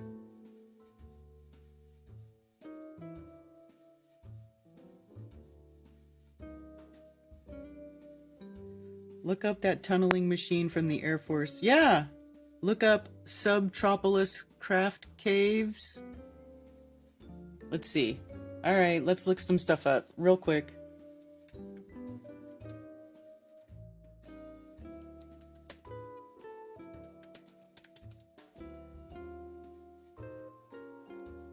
Subtropolis.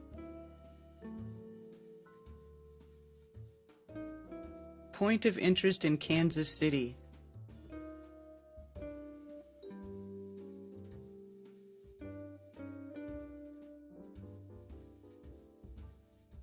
Subtropolis Cave map.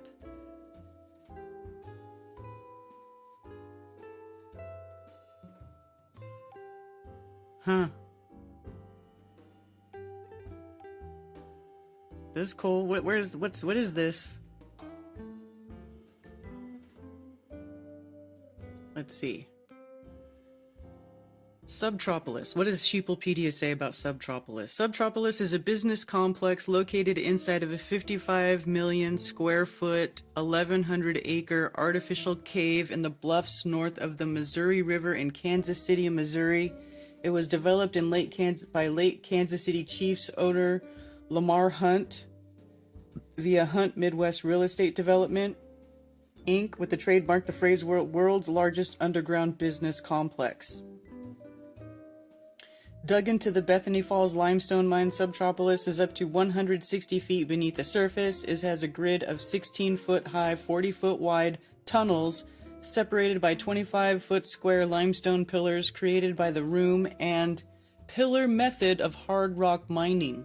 The complex contains almost 10.5 miles of illuminated paved roads and several miles of railroad track. In 2015, more than 7,300,000 square feet was occupied and 6,700,000 square feet was available for expansion. So how do they ventilate it? The mine naturally maintains year-round temperatures between 65 and 70.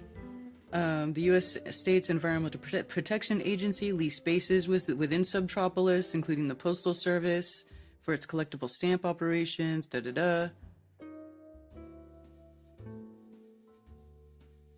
Other facilities like Subtropolis exist, although not on the same scale, such as abandoned mine in Butler, Pennsylvania, used by Corbis and the U.S. federal government for secure storage. As the room and pillar mining method is used to extract limestone throughout the Midwest, many companies are looking at ways to utilize the hundreds of millions of square feet created in this manner, such as for mushroom farming and crude oil stockpiling. See also Mega Cavern.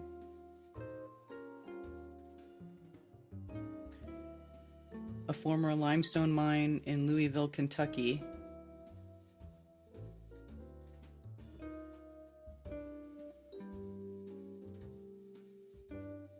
Oh, look at this. You can go ziplining in the cavern. How cool.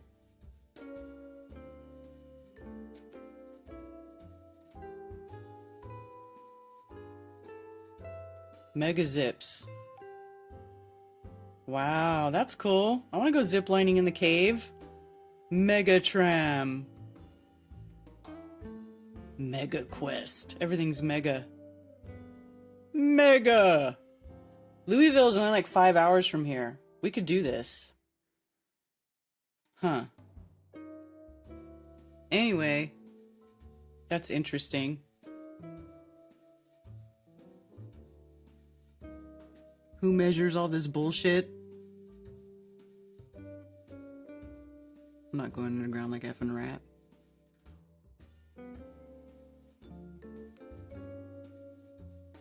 Isn't there a tunnel system going out of DC to the Mansion Resort in VA? Also, all the government officials can leave and go in the giant...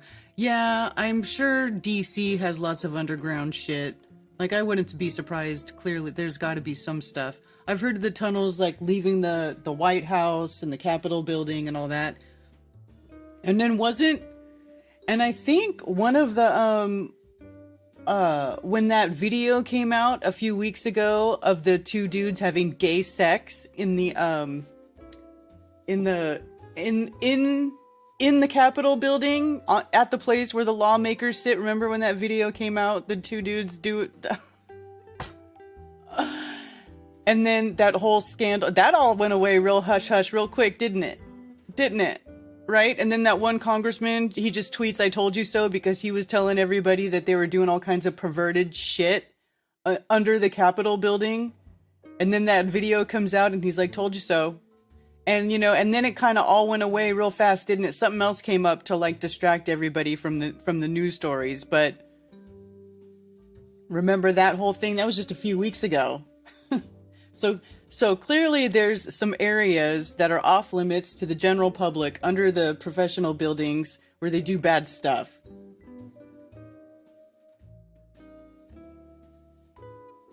Right here in Greenville, SC, a project began as the gravity sewer tunnel around 2010. Those enormous tunnel boring machines were used.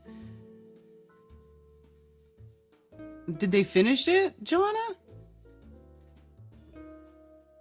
The gravity sewer tunnel? Let me see if I can find that.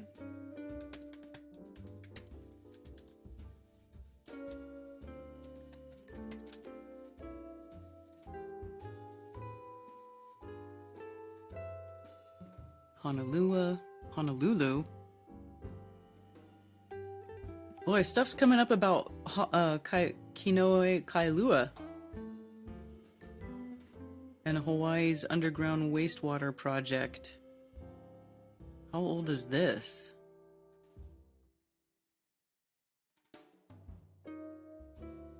(2018) Why am I seeing? Okay, well, let me see. I'll put Greenville SC. Dig Greenville. Greenville's biggest wastewater conveyance project 100 feet down.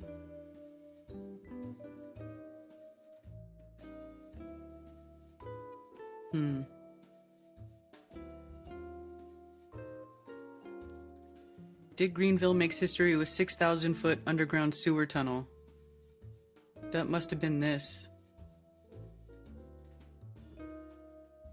As the people of Greenville populate downtown, history is being made 100 feet below. Very important infrastructure operates out of sight, the sewer system. This is 2019, though. Timeline.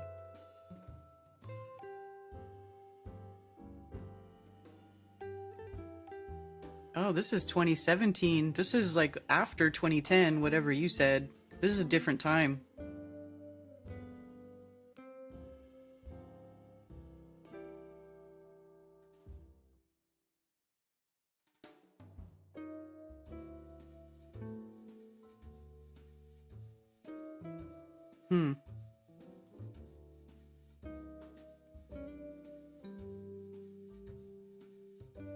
Wastewater conveyance. I don't know. Can't find anything cool about tunnels in Greenville.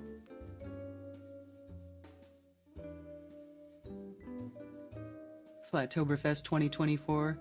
Well, as soon as I know for sure, I'll announce it. Have you seen the size of the tunnel boring machines? They could be using them all over the place. We've reached almost 8 miles down. Just think how much could be lurking beneath our feet right now. I mean, maybe, but I don't know. There's stuff going on underground. I don't know. Look up Air Force boring machine.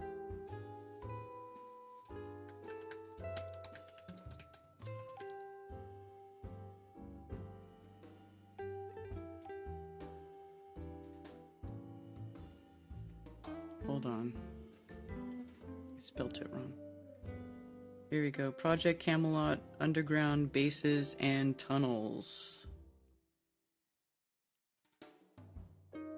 Oh, Phil Schneider. Phil Schneider was that guy who was he was pretty known for exposing the deep underground military bases. That name sounds familiar. Photo of United States Air Force tunnel boring machine at Little Skull Mountain, Nevada, USA, December of '82. There are many rumors of secret military tunnels in the United States. If the rumors are true, machines such as this one shown here are used to make the tunnels. I mean, unless they're constantly making tunnels. If they're constantly doing it, then they probably could have a network under there. I mean, there is a lot of money that just disappears into black ops. I mean, look at the military budget, especially so if this is an Air Force boring machine, and our military budget is $700 billion a year, or pretty close to it, and it's the absolute most insane, biggest military budget of anyone, anywhere, ever. And we don't even know what most of that money is going to. Absolutely, they could be doing this stuff. This is a $13 million tunnel boring machine used for tunneling at the Nevada test site. Area 51 is part of the test site. Many other types of TBMs are used by many government agencies, including the nuclear-powered TBM that melts solid rock and leaves behind glass-like walls. That's crazy.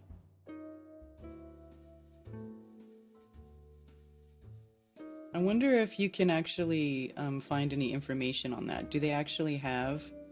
Is that a thing that exists that they admit?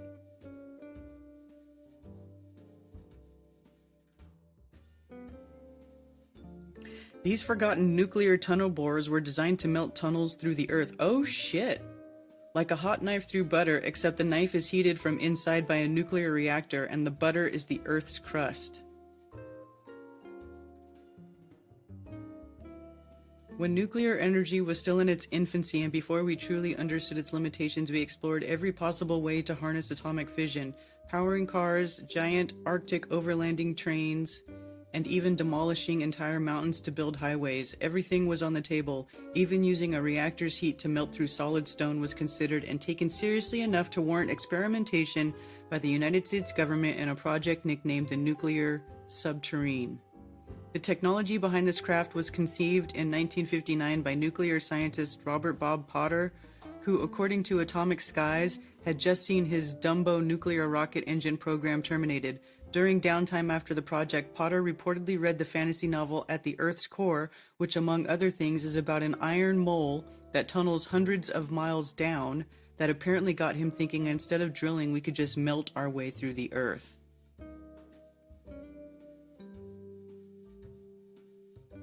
The thought motivated Potter to test the idea using a device with a tungsten penetrator head, a heating element, and some basalt from a nearby construction site.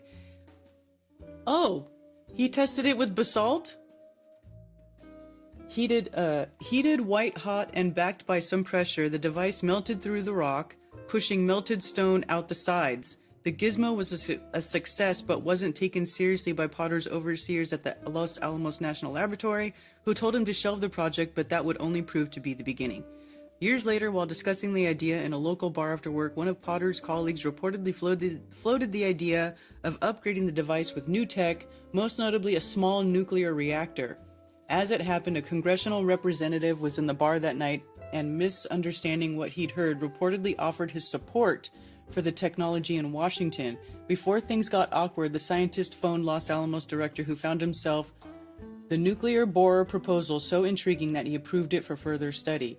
The concept would be developed through 1970, during which it was first referred to as a nuclear submarine, and patented the following year on January 8th. The patent abstract describes the machine as being built around a reactor, cooled not by water like in reactors used for generating electricity, but by molten lithium salt. This salt would be sent to a heat exchanger at the submarine's tip, bringing it to nearly 2,800 degrees Fahrenheit. Huh.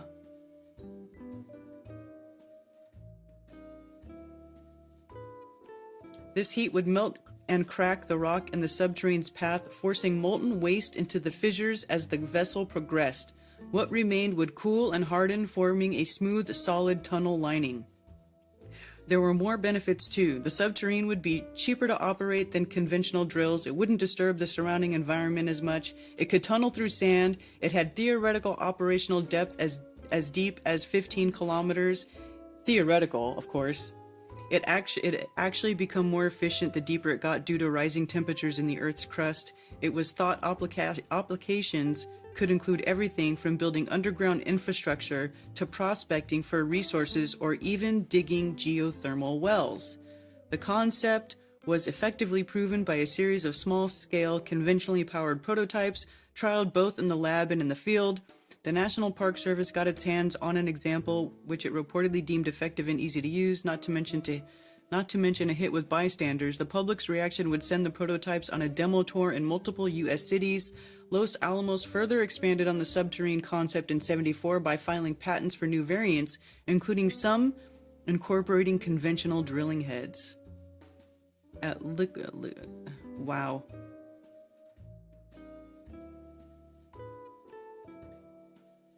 This is fascinating to me. But that would be the mark of the peak of interest in the nuclear subterrane. The development, which was transferred in '75 to the Department of Energy's forebear, the Energy Research and Development Administration. It favored a non-nuclear energy source for the subterrane, even though that'd make it significantly less economical to operate. Okay, this is actually really interesting that the Energy Research and Development Administration favored a non-nuclear source for the subterrane, even though that would make it significantly less economical to operate. This would end up being the subterrane's program death knell. You know why? This is because this has to be because they wanted to keep the secret about nuclear energy not being so big and scary as they want you to believe, right? So they're saying, hey, look, we made this bore. It's nuclear powered. Because, and I've heard this many times before, that you can make small nuclear reactors and they're actually quite manageable. So they put a nuclear reactor inside of a drill and it works great. And they're like, oh, no, we can't use this because then everybody will know that nuclear power is like not as big and scary as we want people to think it is. Because in the 70s, wasn't that during the 60s and 70s was like the big like anti-nuclear protests and stuff was going on. They wanted you to think that it was like super toxic and everybody's gonna die, you know? It's interesting. The Guinness World Record holding, whoa! There simply weren't enough advantages to justify using one over conventional drilling methods, which continued to develop and have since surpassed even the wildest dreams of the subterrane's developers. The Guinness World Record holding fastest tunnel boring machine can cut over 7 meters an hour, while Los Alamos' 25 megawatt nuclear subterrane concept was only estimated to progress 1.5 meters an hour. Well, they didn't get to develop it though, did they?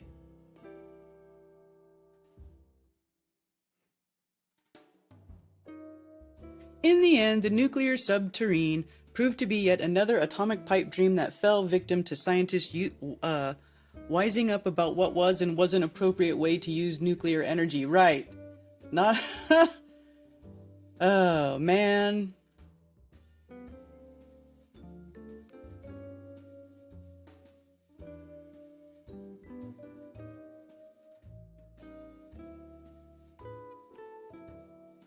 Phil Schneider killed himself. Shot himself over 20 times and dragged his body into a field, right? Yes.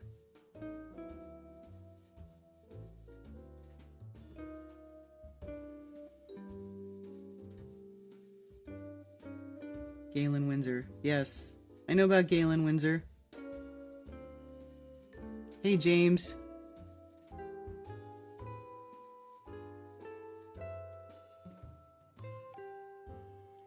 I went to the No Nuke concerts in New York. All the Masonic rockers played. Right, Scooter? Maybe Chernobyl was a psyop. I don't know. Well, the psyop is that nuclear, radiation fallout from a nuclear meltdown is not as toxic as they want you to believe, because Chernobyl's thriving. All the animals and plant life and everything over there is thriving. And they don't want people going in there to see that actually things have gone back to normal, because they closed it off and humans have left it alone. What are you guys? Hella funny. Okay, well, I just thought that was an interesting little thing to look at. I didn't know that there was ever a nuclear-powered tunnel borer, so that's interesting.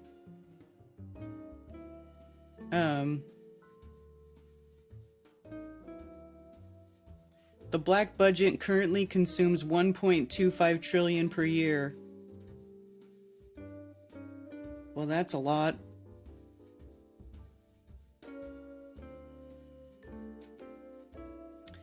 So, yeah, I don't know.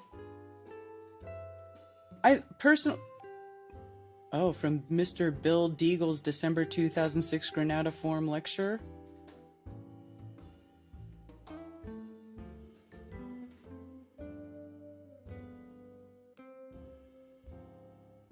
They were using tunneling machines back in the mid-90s that could tunnel through a rock face at 7 miles per day. That could cut through a rock face with high-energy impact lasers that could blow the nano-sized particles of rocks so that there was no debris left, forming an obsidian-like core and laying an inner core for a unidirectional maglev trains that travel at Mach 2 to 2.8 underground between these very powerful and organized cities. Huh!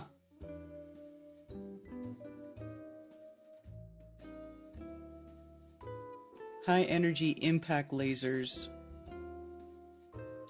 I don't know if I buy that. There's 132 under the United States, an average of the 5.36 to 7.24 cubic miles in size, and an average of 1.5 to 4.5 miles underground. Built by and large, most of them in areas away from geotectonic areas, but there's going to be lots of new geotectonic faults established when you have force 11, 12, 13, and 14 earthquakes hit the Earth.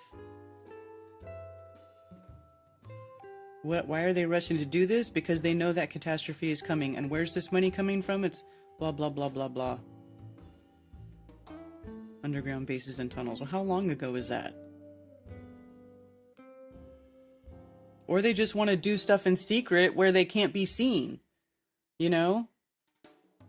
They're trying to...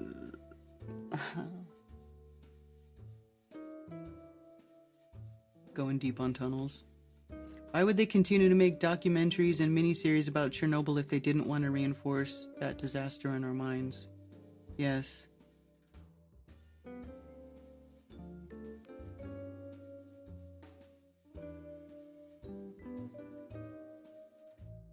Is it Flat Tuesday yet? It'll be Flat Tuesday tomorrow. And as Mark said earlier, don't forget to join me and Mark Sargent back here tomorrow at 10 p.m. Eastern for another fine episode of Strange World.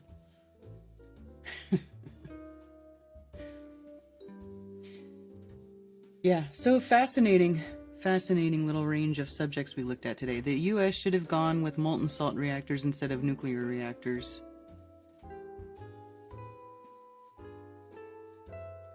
It's interesting. I hadn't heard of transferring the heat from a nuclear reaction into salt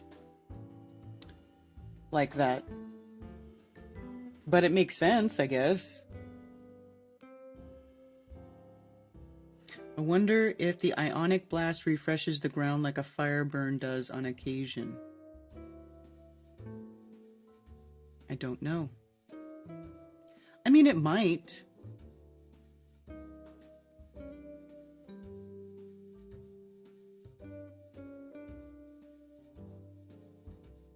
All right, you guys, I'm going to wrap it up. Thank you, everybody. And what about Fukushima? That thing has been leaking for a while now, and we're not dead yet. Yeah, exactly. Is it still leaking? Is Fukushima... Okay, now I got to look.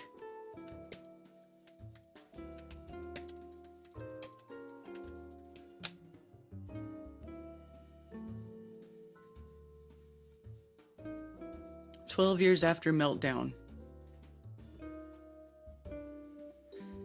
12 years after the triple reactor meltdowns at Fukushima Daiichi nuclear power plant, Japan is preparing to release a massive amount of treated radioactive wastewater into the sea. That was last year.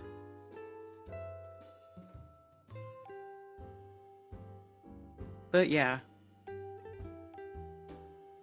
What is treated water?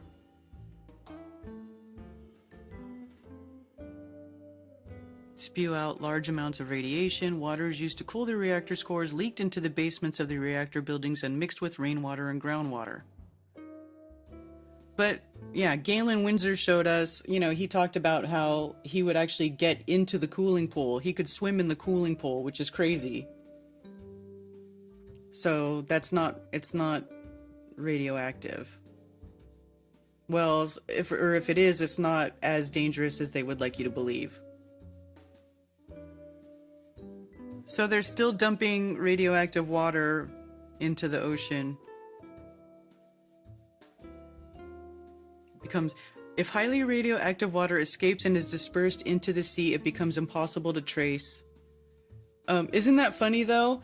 How like when it first happened, you'd get all these graphics where it would show Japan and it would show radiation leaking out into the Pacific Ocean. That was such a BS fear porn graphic that got spread everywhere. Because right here they say it's impossible to trace. Why is it impossible to trace? Maybe because there's nothing in it to trace?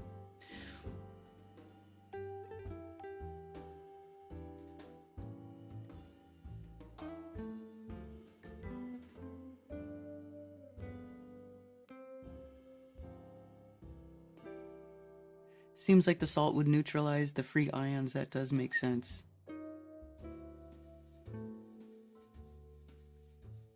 Yeah. Alright. Okay, now I am going to wrap it up. I'm going to get going. I'm going to go get on with the rest of my day and do some stuff around the house. And I hope you all have a wonderful rest of your day. And I hope that you will join, like I said, myself and Mark Sargent for tomorrow night for another episode of Strange World. And then, of course, Thursdays with Glowbusters Tech. And maybe another Friday Coffee Talk. I've been doing it pretty regularly, so I might do another one this Friday as well. And Saturday for Anti-Religious Scripture Study at 11:11. And that's it. And I hope you all have a great day. And I will see you all again. Oh, Eric, thank you for the tip on Rockfin. Appreciate you.